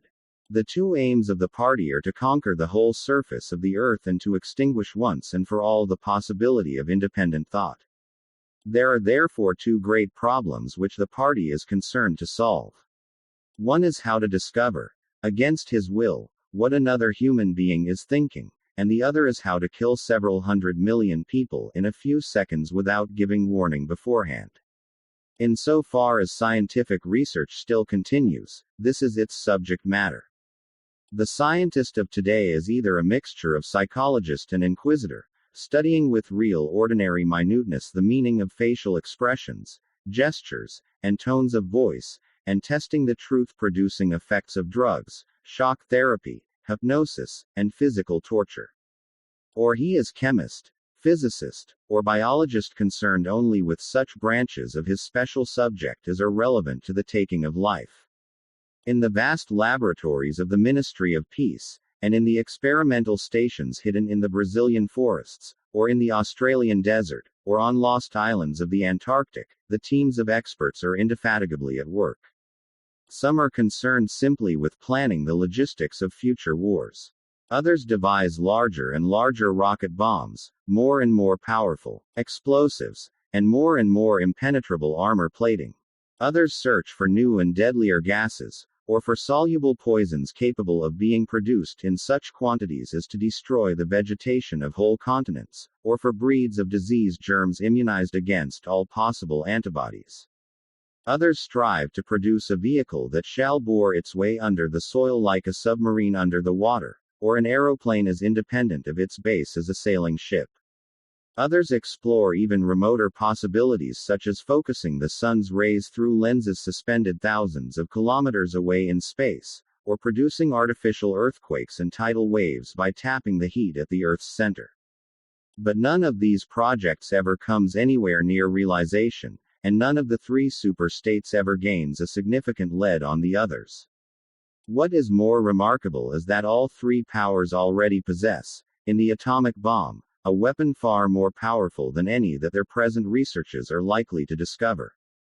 Although the party, according to its habit, claims the invention for itself, atomic bombs first appeared as early as the 1940s, and were first used on a large scale about 10 years later. At that time some hundreds of bombs were dropped on industrial centers, chiefly in European, Russia, Western Europe, and North America. The effect was to convince the ruling groups of all countries that a few more atomic bombs would mean the end of organized society, and hence of their own power. Thereafter, although no formal agreement was ever made or hinted at, no more bombs were dropped. All three powers merely continued to produce atomic bombs and store them up against the decisive opportunity which they all believe will come sooner or later. And meanwhile the art of war has remained almost stationary for 30 or 40 years. Helicopters are more used than they were formerly, bombing planes have been largely superseded by self-propelled projectiles, and the fragile movable battleship has given way to the almost unsinkable floating fortress. But otherwise there has been little development. The tank, the submarine, the torpedo, the machine gun, even the rifle and the hand grenade are still in use. And in spite of the endless slaughters reported in the press and on the telescreens, the desperate battles of earlier wars, in which hundreds of thousands or even millions of men were often killed in a few weeks, have never been repeated. None of the three superstates ever attempts any maneuver which involves the risk of serious defeat. When any large operation is undertaken, it is usually a surprise attack against an ally. The strategy that all three powers are following, or pretend to themselves that they are following, is the same. The plan is, by a combination of fighting, bargaining, and well-timed strokes of treachery, to acquire a ring of bases completely encircling one or other of the rival states, and then to sign a pact of friendship with that rival and remain on peaceful terms for so many years as to lull suspicion to sleep. During this time rockets loaded with atomic bombs can be assembled at all the strategic spots. Finally they will all be fired simultaneously, with effects so devastating as to make retaliation impossible. It will then be time to sign a pact of friendship with the remaining world power, in preparation for another attack. This scheme, it is hardly necessary to say, is a mere daydream, impossible of realization. Moreover, no fighting ever occurs except in the disputed areas round the equator and the pole. No invasion of enemy territory is ever undertaken. This explains the fact that in some places the frontiers between the superstates are arbitrary. Eurasia, for example, could easily conquer the British Isles, which are geographically part of Europe, or on the other hand it would be possible for Oceania to push its frontiers to the Rhine or even to the Vistula. But this would violate the principle, followed on all sides though never formulated, of cultural integrity. If Oceania were to conquer the areas that used once to be known as France and Germany, it would be necessary either to exterminate the inhabitants, a task of great physical difficulty, or to assimilate a population of about 100 million people, who, so far as technical development goes, are roughly on the oceanic level. The problem is the same for all three superstates. It is absolutely necessary to their structure that there should be no contact with foreigners, except, to a limited extent, with war prisoners and colored slaves. Even the official ally of the moment is always regarded with the darkest suspicion. War prisoners apart, the average citizen of Oceania never sets eyes on a citizen of either Eurasia or Eastasia, and he is forbidden the knowledge of foreign languages. If he were allowed contact with foreigners he would discover that they are creatures similar to himself and that most of what he has been told about them is lies. The sealed world in which he lives would be broken, and the fear, hatred, and self-righteousness on which his morale depends, might evaporate. It is therefore realized on all sides that however often Persia, or Egypt, or Java, or Ceylon may change hands, the main frontiers must never be crossed by anything except bombs. Under this lies a fact never mentioned aloud, but tacitly understood and acted upon. Namely, that the conditions of life in all three superstates are very much the same. In Oceania the prevailing philosophy is called Ingsoc, in Eurasia it is called Neo-Bolshevism, and in Eastasia it is called by a Chinese name usually translated as death-worship, but perhaps better rendered as obliteration of the self. The citizen of Oceania is not allowed to know anything of the tenets of the other two philosophies, but he is taught to execrate them as barbarous outrages upon morality and common sense. Actually the three philosophies are barely distinguishable, and the social systems which they support are not distinguishable at all. Everywhere there is the same pyramidal structure, the same worship of semi-divine leader, the same economy existing by and for continuous warfare. It follows that the three superstates not only cannot conquer one another, but would gain no advantage by doing so. On the contrary, so long as they remain in conflict they prop one another up, like three sheaves of corn. And, as usual, The ruling groups of all three powers are simultaneously aware and unaware of what they are doing. Their lives are dedicated to world conquest, but they also know that it is necessary that the war should continue everlastingly and without victory. Meanwhile, the fact that there is no danger of conquest makes possible the denial of reality, which is the special feature of Ingsoc and its rival systems of thought. Here it is necessary to repeat what has been said earlier, that by becoming continuous, war has fundamentally changed its character. In past ages, a war, almost by definition, was something that sooner or later came to an end, usually in unmistakable victory or defeat. In the past, also, war was one of the main instruments by which human societies were kept in touch with physical reality. All rulers in all ages have tried to impose a false view of the world upon their followers, but they could not afford to encourage any illusion that tended to impair military efficiency. So long as defeat meant the loss of independence, or some other result generally held to be undesirable, the precautions against defeat had to be serious. Physical facts could not be ignored. In philosophy, or religion, or ethics, or politics, 2 and 2 might make 5, but when one was designing a gun or an aeroplane they had to make 4. Inefficient nations were always conquered sooner or later, and the struggle for efficiency was inimical to illusions. Moreover, to be efficient it was necessary to be able to learn from the past, which meant having a fairly accurate idea of what had happened in the past. Newspapers and history books were, of course, always colored and biased, but falsification of the kind that is practiced today would have been impossible. War was a sure safeguard of sanity, and so far as the ruling classes were concerned, it was probably the most important of all safeguards. While wars could be won or lost, no ruling class could be completely irresponsible. But when war becomes literally continuous, it also ceases to be dangerous. When war is continuous, there is no such thing as military necessity. Technical progress can cease and the most palpable facts can be denied or disregarded. As we have seen, researches that could be called scientific are still carried out for the purposes of war, but they are essentially a kind of daydreaming, and their failure to show results is not important. Efficiency, even military efficiency, is no longer needed.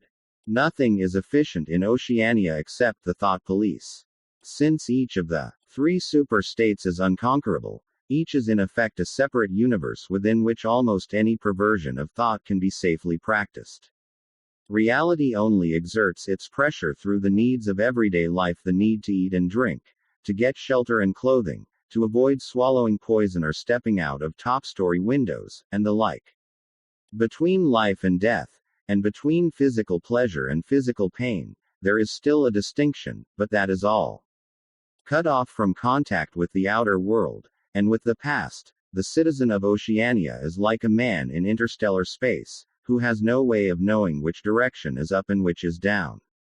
The rulers of such a state are absolute, as the pharaohs or the Caesars could not be.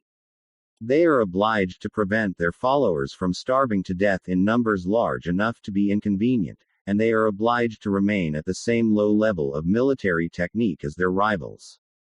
But once that minimum is achieved, they can twist reality into whatever shape they choose. The war, therefore, if we judge it by the standards of previous wars, is merely an impostor. It is like the battles between certain ruminant animals whose horns are set at such an angle that they are incapable of hurting one another. But though it is unreal, it is not meaningless. It eats up the surplus of consumable goods, and it helps to preserve the special mental atmosphere that a hierarchical society needs. War, it will be seen, is now a purely internal affair. In the past, the ruling groups of all countries, although they might recognize their common interest and therefore limit the destructiveness of war, did fight against one another, and the victor always plundered the vanquished. In our own day they are not fighting against one another at all. The war is waged by each ruling group against its own subjects, and the object of the war is not to make or prevent conquests of territory, but to keep the structure of society intact. The very word, war, therefore, has become misleading. It would probably be accurate to say that by becoming continuous, war has ceased to exist. The peculiar pressure that it exerted on human beings between the Neolithic age and the early 20th century has disappeared and been replaced by something quite different. The effect would be much the same if the three superstates, instead of fighting one another, should agree to live in perpetual peace, each inviolate within its own boundaries. For in that case each would still be a self-contained universe, freed forever from the sobering influence of external danger. A peace that was truly permanent would be the same as a permanent war. Thus, how the vast majority of party members understand it only in a shallower sense is the inner meaning of the party slogan. War is peace. Winston stopped reading for a moment. Somewhere in remote distance a rocket bomb thundered. The blissful feeling of being alone with the forbidden book, in a room with no telescreen, had not worn off. Solitude and safety were physical sensations, mixed up somehow with the tiredness of his body, the softness of the chair, the touch of the faint breeze from the window that played upon his cheek.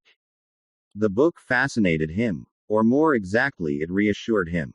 In a sense, it told him nothing that was new, but that was part of the attraction. It said what he would have said, if it had been possible for him to set his scattered thoughts in order. It was the product of a mind similar to his own, but enormously more powerful, more systematic, less fear-ridden. The best books, he perceived, are those that tell you what you know already. He had just turned back to chapter 1 when he heard Julia's footstep on the stair and started out of his chair to meet her. She dumped her brown tool bag on the floor and flung herself into his arms. It was more than a week since they had seen one another. "I've got the book," he said as they disentangled themselves. "Oh, you've got it. Good," she said without much interest, and almost immediately knelt down beside the oil stove to make the coffee. They did not return to the subject until they had been in bed for half an hour. The evening was just cool enough to make it worthwhile to pull up the counterpane. From below came the familiar sound of singing and the scrape of boots on the flagstones. The brawny red-armed woman whom Winston had seen there on his first visit was almost a fixture in the yard. There seemed to be no hour of daylight when she was not marching to and fro between the washtub and the line, alternately gagging herself with clothes pegs and breaking forth into lusty song. Julia had settled down on her side and seemed to be already on the point of falling asleep. He reached out for the book, which was lying on the floor, and sat up against the bedhead. "We must read it," he said. "You too. All members of the Brotherhood have to read it." "You read it," she said with her eyes shut. "Read it aloud. That's the best way. Then you can explain it to me as you go." The clock's hands said 6, meaning 18. They had 3 or 4 hours ahead of them. He propped the book against his knees and began reading. Chapter 1. Ignorance is strength. Throughout recorded time, and probably since the end of the Neolithic age, there have been 3 kinds of people in the world: the high, the middle, and the low. They have been subdivided in many ways. They have borne countless different names, and their relative numbers, as well as their attitude towards one another, have varied from age to age. But the essential structure of society has never altered. Even after enormous upheavals and seemingly irrevocable changes, the same pattern has always reasserted itself, just as a gyroscope will always return to equilibrium, however far it is pushed one way or the other. "Julia, are you awake?" said Winston. "Yes, my love, I'm listening." "Go on. It's marvelous." He continued reading. "The aims of these 3 groups are entirely irreconcilable. The aim of the high is to remain where they are. The aim of the middle is to change places with the high. The aim of the low, when they have an aim for it, is an abiding characteristic of the low that they are too much crushed by drudgery to be more than intermittently conscious of anything outside their daily lives, is to abolish all distinctions and create a society in which all men shall be equal." Thus throughout history a struggle, which is the same in its main outlines, recurs over and over again. For long periods the high seem to be securely in power, but sooner or later there always comes a moment when they lose either their belief in themselves or their capacity to govern efficiently, or both. They are then overthrown by the middle, who enlist the low on their side by pretending to them that they are fighting for liberty and justice. As soon as they have reached their objective, the middle thrust the low back into their old position of servitude, and themselves become the high. Presently a new middle group splits off from one of the other groups, or from both of them, and the struggle begins over again. Of the three groups, only the low are never even temporarily successful in achieving their aims. It would be an exaggeration to say that throughout history there has been no progress of a material kind. Even today, in a period of decline, the average human being is physically better off than he was a few centuries ago. But no advance in wealth, no softening of manners, no reform or revolution has ever brought human equality a millimeter nearer. From the point of view of the low, no historic change has ever meant much more than a change in the name of their masters. By the late 19th century, the recurrence of this pattern had become obvious to many observers. There then rose schools of thinkers who interpreted history as a cyclical process and claimed to show that inequality was the unalterable law of human life. This doctrine, of course, had always had its adherents, but in the manner in which it was now put forward there was a significant change. In the past, the need for a hierarchical form of society had been the doctrine specifically of the high. It had been preached by kings and aristocrats and by the priests, lawyers, and the like who were parasitical upon them, and it had generally been softened by promises of compensation in an imaginary world beyond the grave. The middle, so long as it was struggling for power, had always made use of such terms as freedom, justice, and fraternity. Now, however, the concept of human brotherhood began to be assailed by people who were not yet in positions of command, but merely hoped to be so before long. In the past, the middle had made revolutions under the banner of equality, and then had established a fresh tyranny as soon as the old one was overthrown. The new middle groups in effect proclaimed their tyranny beforehand.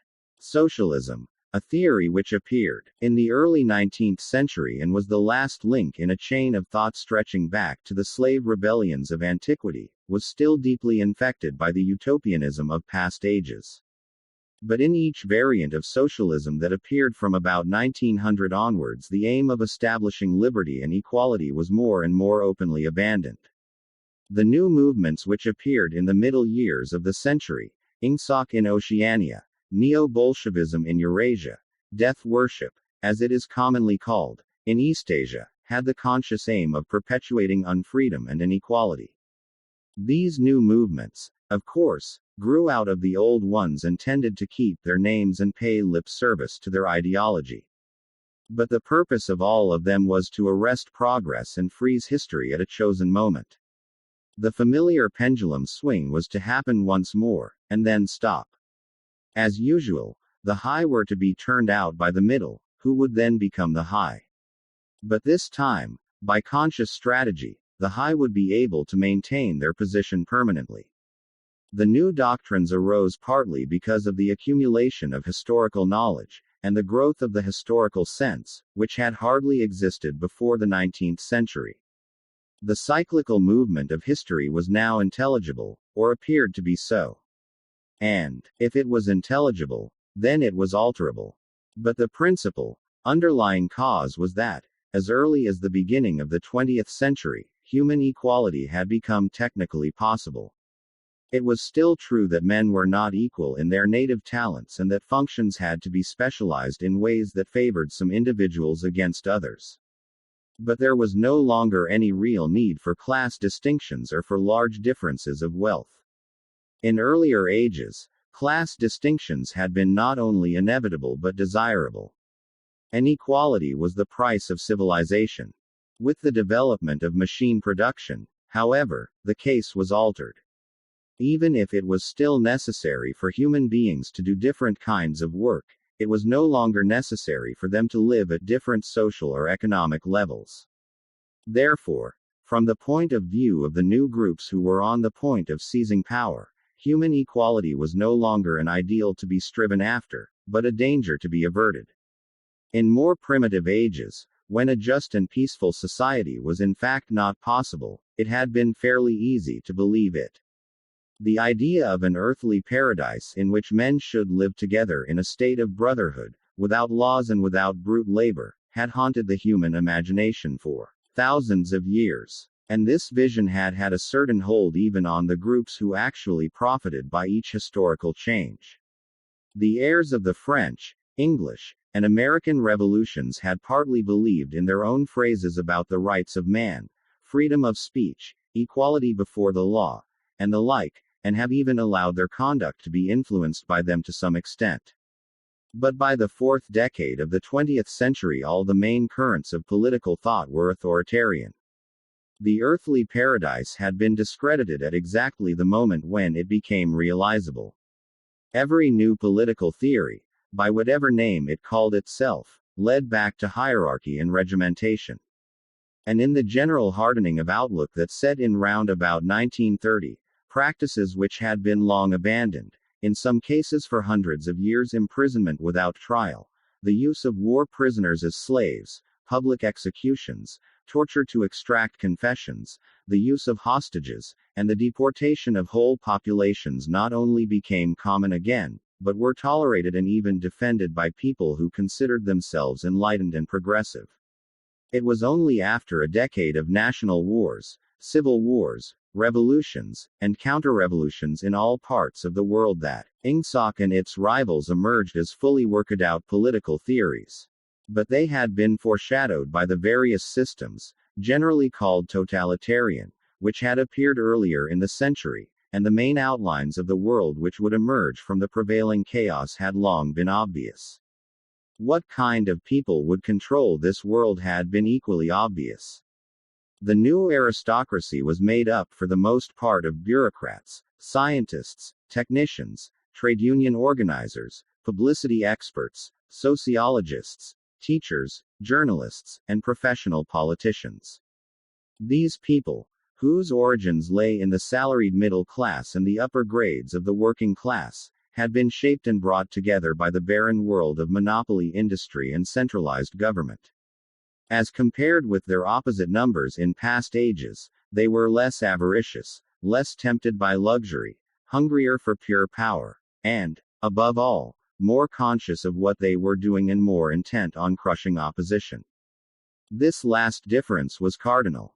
By comparison with that existing today, all the tyrannies of the past were half-hearted and inefficient. The ruling groups were always infected to some extent by liberal ideas, and were content to leave loose ends everywhere, to regard only the overt act and to be uninterested in what their subjects were thinking. Even the Catholic Church of the Middle Ages was tolerant by modern standards. Part of the reason for this was that in the past no government had the power to keep its citizens under constant surveillance. The invention of print, however, made it easier to manipulate public opinion, and the film and the radio carried the process further. With the development of television, and the technical advance which made it possible to receive and transmit simultaneously on the same instrument, private life came to an end. Every citizen, or at least every citizen important enough to be worth watching, could be kept for 24 hours a day under the eyes of the police and in the sound of official propaganda, with all other channels of communication closed. The possibility of enforcing not only complete obedience to the will of the state, but complete uniformity of opinion on all subjects, now existed for the first time. After the revolutionary period of the 50s and 60s, society regrouped itself, as always, into high, middle, and low. But the new high group, unlike all its forerunners, did not act upon instinct but knew what was needed to safeguard its position. It had long been realized that the only secure basis for oligarchy is collectivism. Wealth and privilege are most easily defended when they are possessed jointly. The so-called abolition of private property, which took place in the middle years of the century, meant, in effect, the concentration of property in far fewer hands than before. But with this difference, that the new owners were a group instead of a mass of individuals. Individually, no member of the party owns anything, except petty personal belongings. Collectively, the party owns everything in Oceania, because it controls everything, and disposes of the products as it thinks fit. In the years following the revolution, it was able to step into this commanding position almost unopposed, because the whole process was represented as an act of collectivization. It had always been assumed that if the capitalist class were expropriated, socialism must follow. And unquestionably the capitalists had been expropriated. Factories, mines, land, houses, transport, everything had been taken away from them.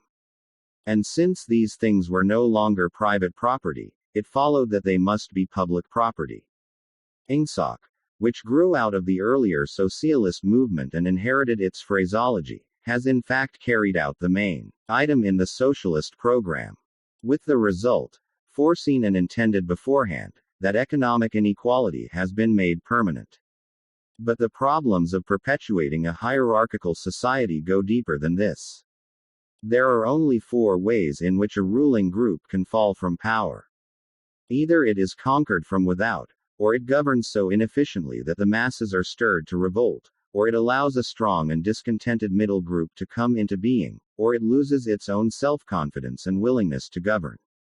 These causes do not operate singly, and as a rule all 4 of them are present in some degree. A ruling class which could guard against all of them would remain in power permanently.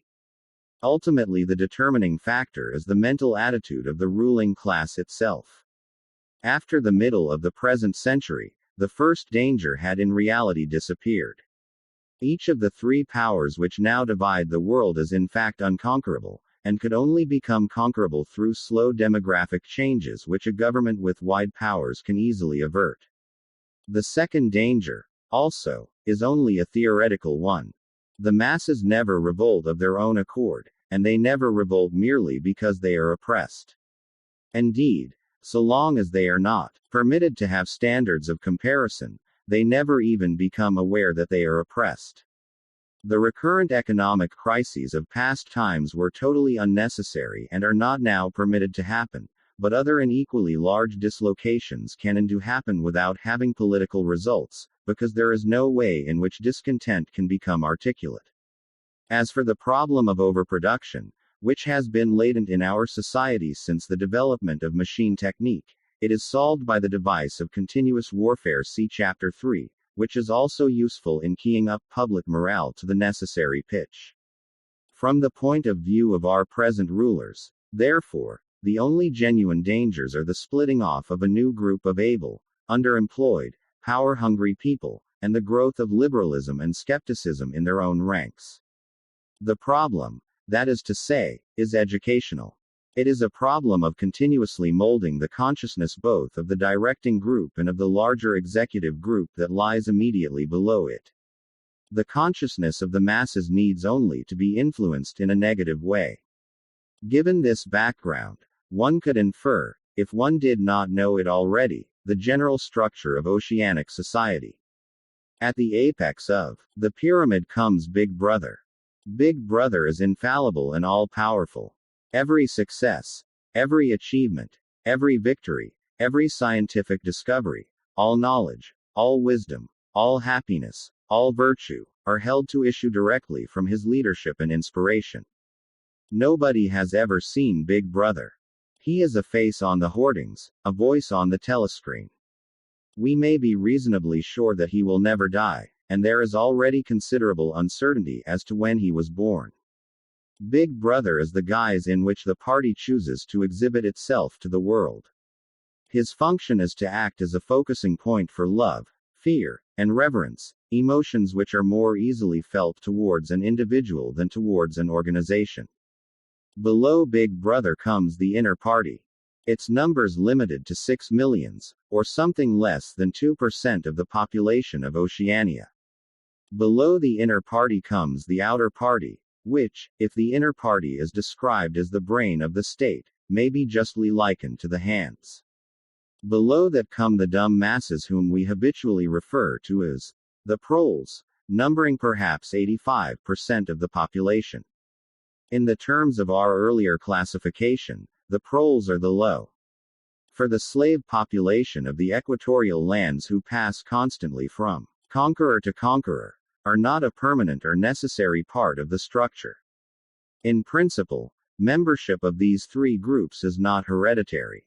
The child of inter-party parents is in theory not born into the inner party. Admission to either branch of the party is by examination, taken at the age of 16. Nor is there any racial discrimination, or any marked domination of one province by another. Jews, Negroes, South Americans of pure Indian blood are to be found in the highest ranks of the party, and the administrators of any area are always drawn from the inhabitants of that area. In no part of Oceania do the inhabitants have the feeling that they are a colonial population ruled from a distant capital. Oceania has no capital, and its titular head is a person whose whereabouts nobody knows. Except that English is its chief lingua franca and Newspeak its official language, it is not centralized in any way. Its rulers are not held together by blood ties but by adherence to a common doctrine. It is true that our society is stratified, and very rigidly stratified, on what at first sight appear to be hereditary lines. There is far less to and fro movement between the different groups than happened under capitalism or even in the pre-industrial age. Between the two branches of the party, there is a certain amount of interchange, but only so much as will ensure that weaklings are excluded from the inner party and that ambitious members of the outer party are made harmless by allowing them to rise. Proletarians, in practice, are not allowed to graduate into the party. The most gifted among them, who might possibly become nuclei of discontent, are simply marked down by the thought police and eliminated.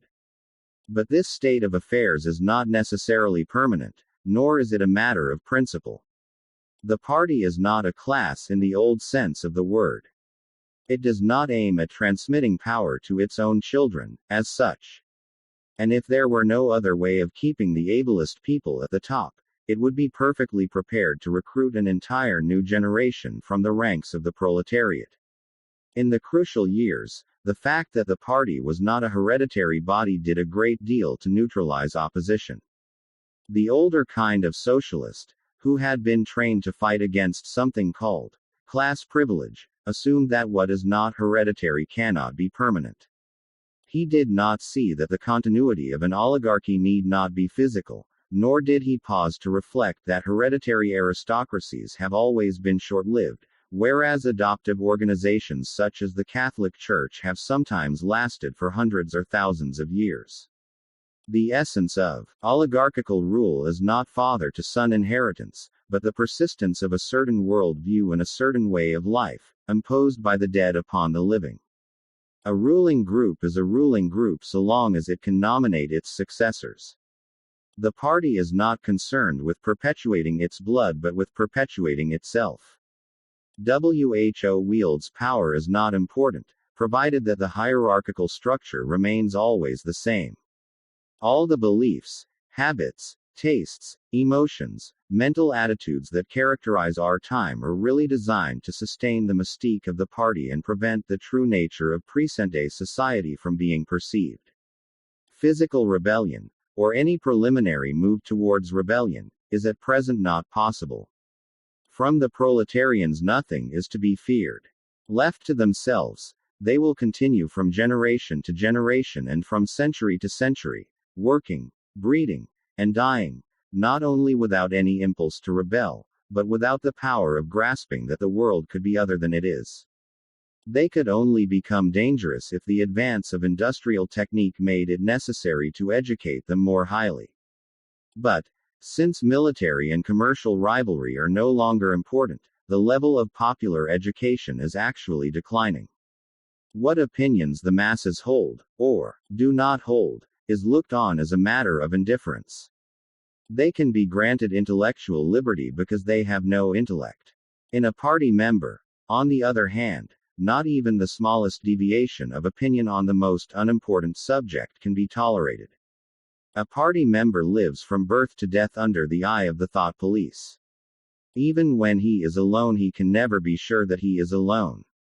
Wherever he may be, asleep or awake, working or resting, in his bath or in bed, he can be inspected without warning and without knowing that he is being inspected.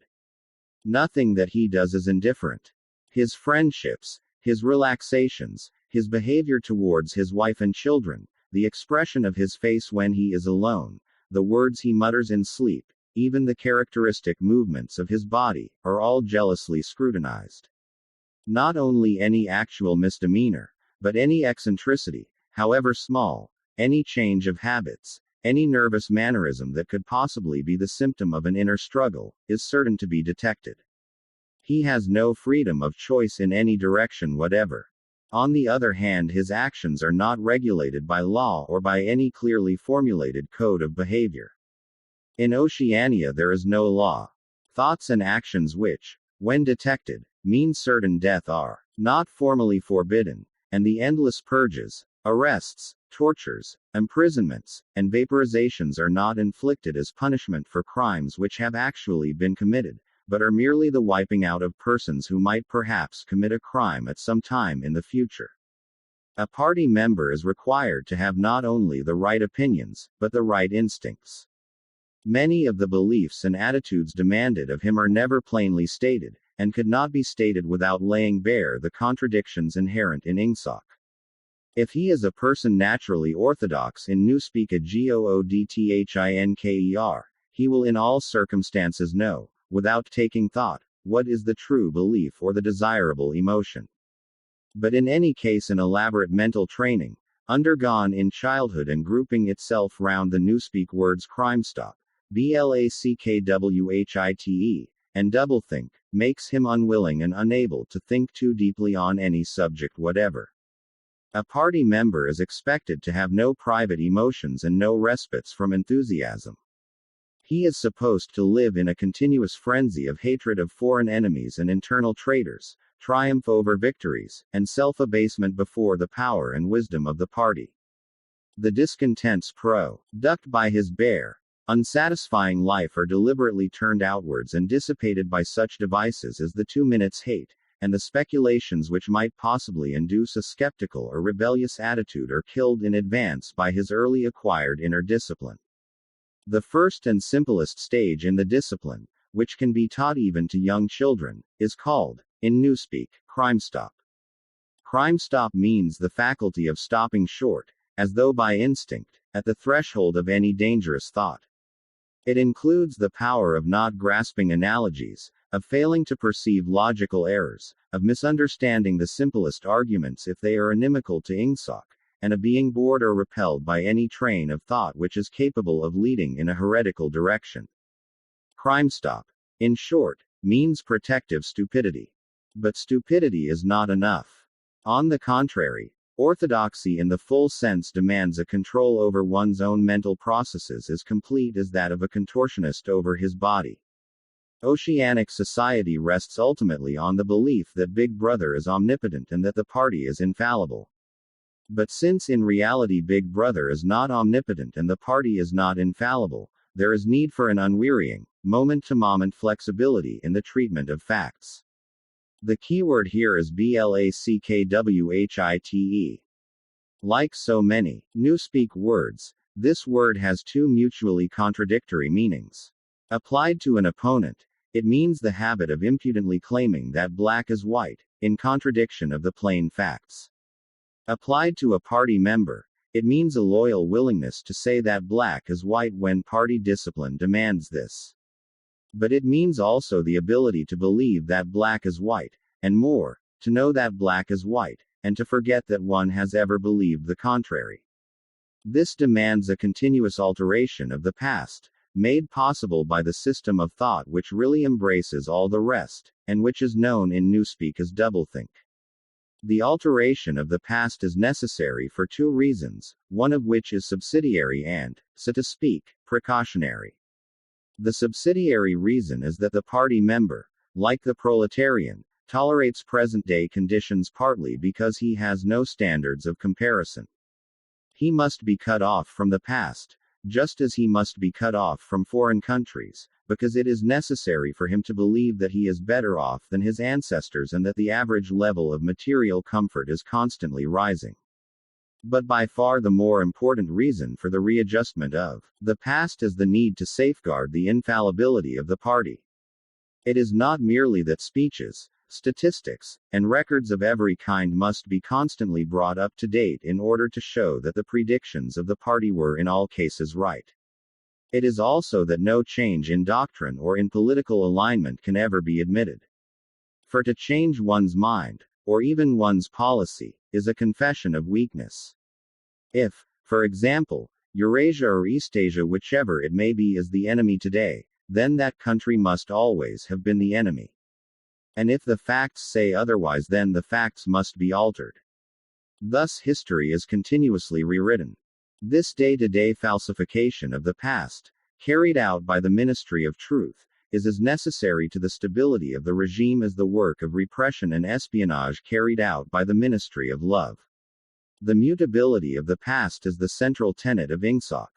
Past events, it is argued, have no objective existence, but survive only in written records and in human memories. The past is whatever the records and the memories agree upon. And since the party is in full control of all records and in equally full control of the minds of its members, it follows that the past is whatever the party chooses to make it. It also follows that though the past is alterable, it never has been altered in any specific instance.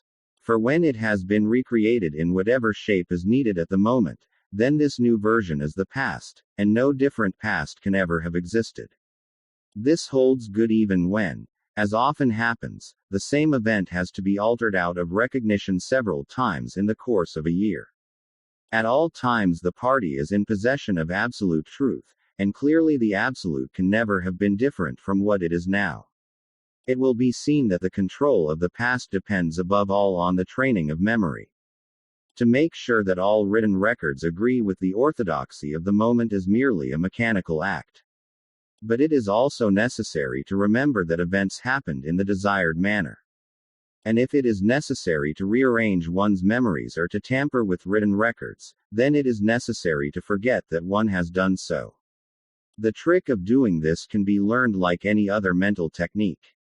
It is learned by the majority of party members, and certainly by all who are intelligent as well as orthodox. In old speak it is called, quite frankly, reality control. In new speak it is called doublethink, though doublethink comprises much else as well. Doublethink means the power of holding two contradictory beliefs in one's mind simultaneously, and accepting both of them. The party intellectual knows in which direction his memories must be altered. He therefore knows that he is playing tricks with reality. But by the exercise of doublethink he also satisfies himself that reality is not violated. The process has to be conscious, or it would not be carried out with sufficient precision, but it also has to be unconscious, or it would bring with it a feeling of falsity and hence of guilt. Doublethink lies at the very heart of Ingsoc, since the essential act of the party is to use conscious deception while retaining the firmness of purpose that goes with complete honesty. To tell deliberate lies while genuinely believing in them, to forget any fact that has become inconvenient, and then, when it becomes necessary again, to draw it back from oblivion for just so long as it is needed, to deny the existence of objective reality and all the while to take account of the reality which one denies, all this is indispensably necessary. Even in using the word doublethink it is necessary to exercise doublethink. For by using the word one admits that one is tampering with reality. By a fresh act of doublethink one erases this knowledge. And so on indefinitely, with the lie always one leap ahead of the truth. Ultimately it is by means of doublethink that the party has been able and may, for all we know, continue to be able for thousands of years to arrest the course of history. All past oligarchies have fallen from power either because they ossified or because they grew soft. Either they became stupid and arrogant, failed to adjust themselves to changing circumstances, and were overthrown. Or they became liberal and cowardly, made concessions when they should have used force, and once again were overthrown. They fell, that is to say, either through consciousness or through unconsciousness. It is the achievement of the party to have produced a system of thought in which both conditions can exist simultaneously. And upon no other intellectual basis could the dominion of the party be made permanent. If one is to rule, and to continue ruling, one must be able to dislocate the sense of reality. For the secret of rulership is to combine a belief in one's own infallibility with the power to learn from past mistakes. It need hardly be said that the subtlest practitioners of doublethink are those who invented doublethink and know that it is a vast system of mental cheating. In our society, those who have the best knowledge of what is happening are also those who are furthest from seeing the world as it is.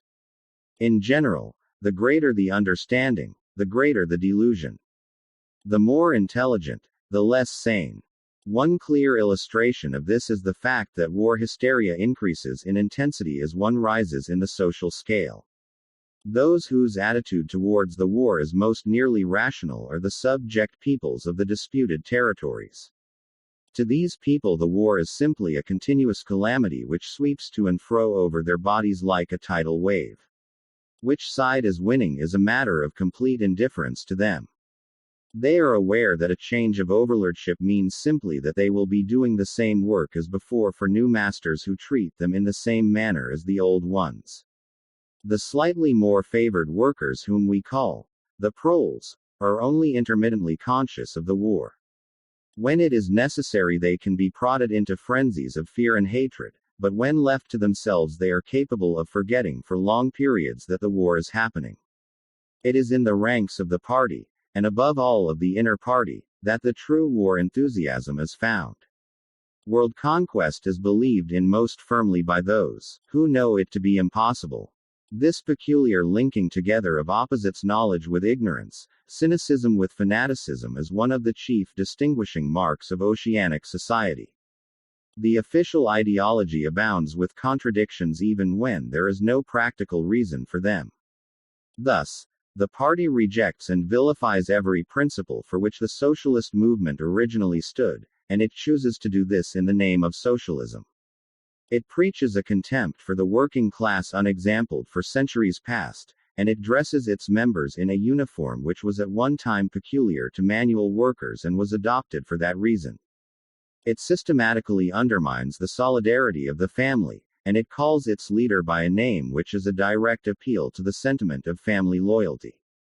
Even the names of the four ministries by which we are governed exhibit a sort of impudence in their deliberate reversal of the facts. The Ministry of Peace concerns itself with war, the Ministry of Truth with lies, the Ministry of Love with torture, and the Ministry of Plenty with starvation. These contradictions are not accidental, nor do they result from ordinary hypocrisy. They are deliberate exercises in doublethink. For it is only by reconciling contradictions that power can be retained indefinitely.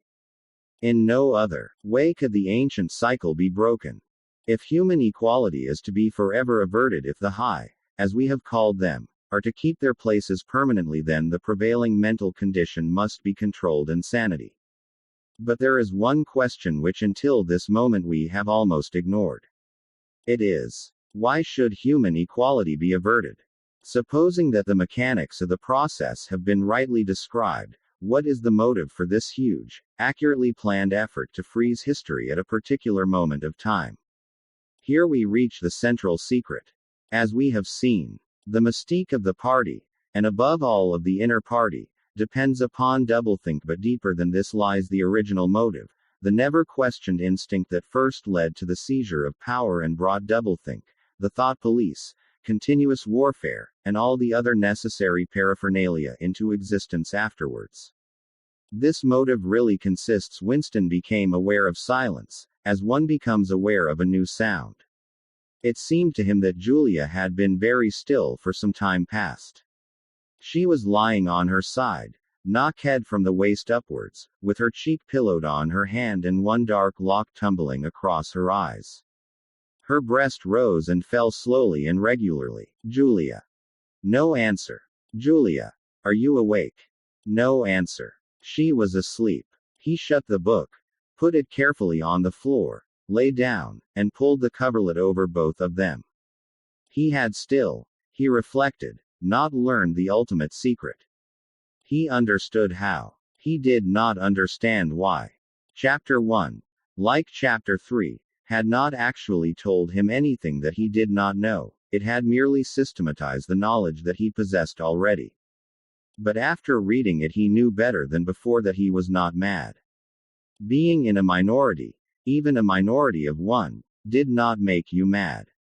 There was truth and there was untruth, and if you clung to the truth even against the whole world, you were not mad. A yellow beam from the sinking sun slanted in through the window and fell across the pillow. He shut his eyes. The sun on his face and the girl's smooth body touching his own gave him a strong, sleepy, confident feeling.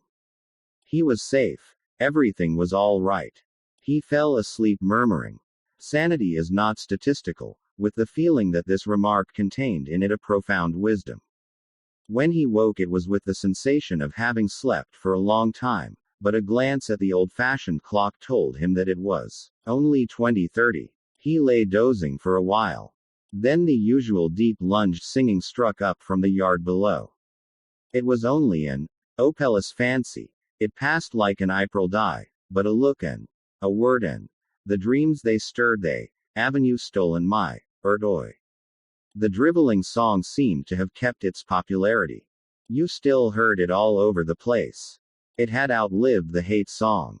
Julia woke at the sound, stretched herself luxuriously, and got out of bed. "I'm hungry," she said. "Let's make some more coffee." "Damn. The stove's gone out and the water's cold." She picked the stove up and shook it. "There's no oil in it. We can get some from Old Charrington, I expect.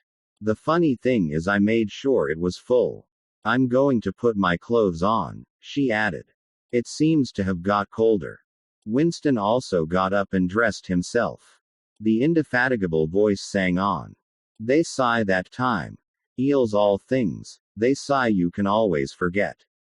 But the smiles and the tears across the years they twist my strings yet." Single quote. As he fastened the belt of his overalls, he strolled across to the window. The sun must have gone down behind the houses. It was not shining into the yard any longer. The flagstones were wet as though they had just been washed, and he had the feeling that the sky had been washed too, so fresh and pale was the blue between the chimney pots. Tirelessly the woman marched to and fro, corking and uncorking herself, singing and falling silent, and pegging out more diapers, and yet more. He wondered whether she took in washing for a living or was merely the slave of 20 or 30 grandchildren. Julia had come across to his side. Together they gazed down with a sort of fascination at the sturdy figure below. As he looked at the woman in her characteristic attitude, her thick arms reaching up for the line, her powerful mare-like buttocks protruded, it struck him for the first time that she was beautiful. It had never before occurred to him that the body of a woman of 50, blown up to monstrous dimensions by childbearing, then hardened, roughened by work till it was coarse in the grain like an over-ripe turnip, could be beautiful. But it was so, and after all, he thought, why not? The solid, contourless body, like a block of granite, and the rasping, red skin, bore the same relation to the body of a girl as the rose hip to the rose. Why should the fruit be held inferior to the flower? "She's beautiful," he murmured. "She's a meter across the hips, easily," said Julia. "That is her style of beauty," said Winston. He held Julia's supple waist easily encircled by his arm. From the hip to the knee her flank was against his. Out of their bodies no child would ever come. That was the one thing they could never do. Only by word of mouth, from mind to mind, could they pass on the secret. The woman down there had no mind. She had only strong arms, a warm heart, and a fertile belly. He wondered how many children she had given birth to. It might easily be 15. She had had her momentary flowering, a year, perhaps, of wild rose beauty, and then she had suddenly swollen like a fertilized fruit and grown hard and red and coarse, and then her life had been laundering, scrubbing, darning, cooking, sweeping, polishing, mending, scrubbing, laundering, first for children, then for grandchildren, over 30 unbroken years. At the end of it, she was still singing. The mystical reverence that he felt for her was somehow mixed up with the aspect of the pale, cloudless sky, stretching away behind the chimney pots into interminable distance. It was curious to think that the sky was the same for everybody, in Eurasia or Eastasia as well as here. And the people under the sky were also very much the same everywhere, all over the world, hundreds of thousands of millions of people just like this, people ignorant of one another's existence, held apart by walls of hatred and lies, and yet almost exactly the same people who had never learned to think but who were storing up in their hearts and bellies and muscles the power that would one day overturn the world. If there was hope, it lay in the proles. Without having read to the end of the book, he knew that that must be Goldstein's final message. The future belonged to the proles. And could he be sure that when their time came, the world they constructed would not be just as alien to him, Winston Smith, as the world of the party? Yes, because at the least it would be a world of sanity. Where there is equality, there can be sanity. Sooner or later it would happen. Strength would change into consciousness. The proles were immortal. You could not doubt it when you looked at that valiant figure in the yard. In the end, their awakening would come. And until that happened, though it might be 1,000 years, they would stay alive against all the odds, like birds, passing on from body to body the vitality which the party did not share and could not kill. Do you remember, he said, the thrush that sang to us, that first day, at the edge of the wood? He wasn't singing to us, said Julia. He was singing to please himself. Not even that. He was just singing. The birds sang. The proles sang. The party did not sing. All round the world, in London and New York, in Africa and Brazil, and in the mysterious, forbidden lands beyond the frontiers, in the streets of Paris and Berlin, in the villages of the endless Russian plain, in the bazaars of China and Japan, everywhere stood the same solid, unconquerable figure, made monstrous by work and childbearing, toiling from birth to death and still singing. Out of those mighty loins a race of conscious beings must one day come. You were the dead, theirs was the future. But you could share in that future if you kept alive the mind as they kept alive the body, and passed on the secret doctrine that 2 + 2 make 4.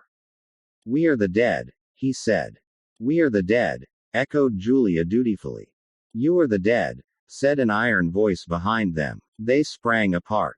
Winston's entrails seemed to have turned into ice. He could see the white all round the irises of Julia's eyes. Her face had turned a milky yellow. The smear of rouge that was still on each cheekbone stood out sharply, almost as though unconnected with the skin beneath. You are the dead, repeated the iron voice. It was behind the picture, breathed Julia. It was behind the picture, said the voice. Remain exactly where you are. Make no movement until you are ordered. It was starting at last. They could do nothing except stand gazing into one another's eyes. To run for life, to get out of the house before it was too late, no such thought occurred to them. Unthinkable to disobey the iron voice from the wall. There was a snap as though a catch had been turned back, and a crash of breaking glass. The picture had fallen to the floor, uncovering the telescreen behind it. Now they can see us, said Julia. Now we can see you, said the voice. Stand out in the middle of the room. Stand back to back. Clasp your hands behind your heads. Do not touch one another. They were not touching, but it seemed to him that he could feel Julia's body shaking. Or perhaps it was merely the shaking of his own. He could just stop his teeth from chattering, but his knees were beyond his control. There was a sound of trampling boots below, inside the house and outside. The yard seemed to be full of men. Something was being dragged across the stones. The woman's singing had stopped abruptly. There was a long, rolling clang, as though the washtub had been flung across the yard, and then a confusion of angry shouts which ended in a yell of pain. The house is surrounded, said Winston. The house is surrounded, said the voice. He heard Julia snap her teeth together. I suppose we may as well say goodbye, she said. You may as well say goodbye, said the voice. And then another quite different voice, a thin, cultivated voice which Winston had the impression of having heard before, struck in. And by the way, while we are on the subject, here comes a candle to light you to bed, here comes a chopper to chop off your head. Something crashed onto the bed behind Winston's back. The head of a ladder had been thrust through the window and had burst in the frame. Someone was climbing through the window. There was a stampede of boots up the stairs. The room was full of solid men in black uniforms, with iron-shod boots on their feet and truncheons in their hands. Winston was not trembling any longer. Even his eyes he barely moved. One thing alone mattered. To keep still and not give them an excuse to hit you. A man with a smooth prize fighter's jowl in which the mouth was only a slit paused opposite him, balancing his truncheon meditatively between thumb and forefinger. Winston met his eyes. The feeling of nakedness, with one's hands behind one's head and one's face and body all exposed, was almost unbearable. The man protruded the tip of a white tongue, licked the place where his lips should have been, and then passed on.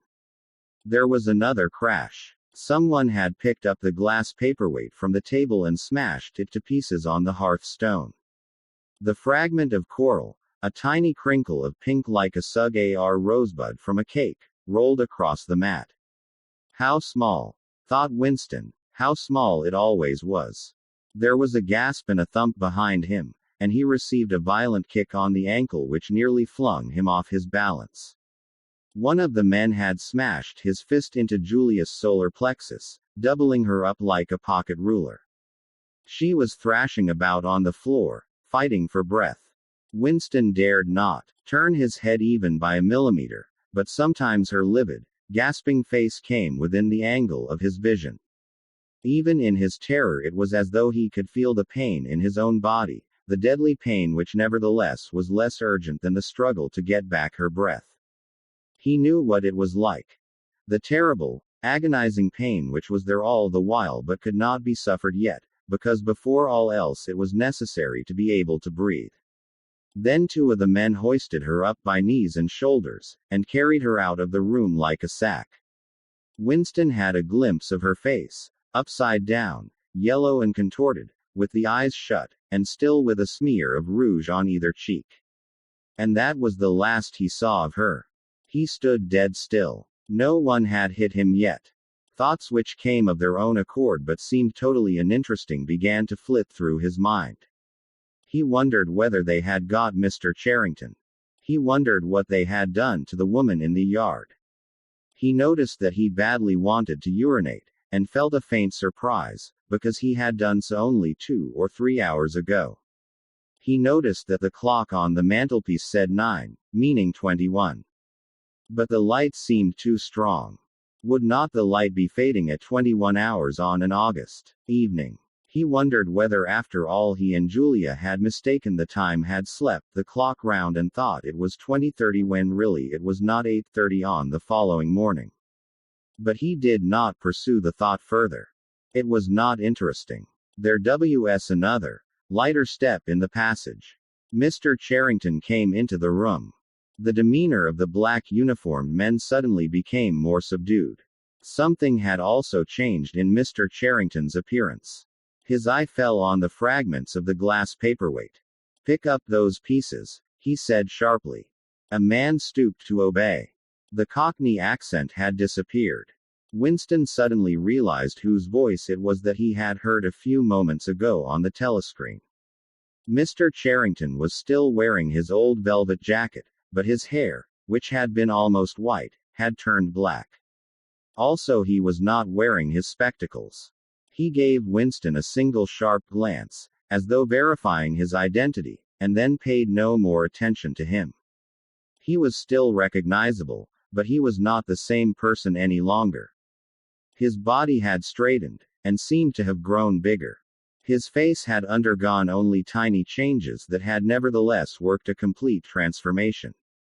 The black eyebrows were less bushy, the wrinkles were gone, The whole lines of the face seemed to have altered.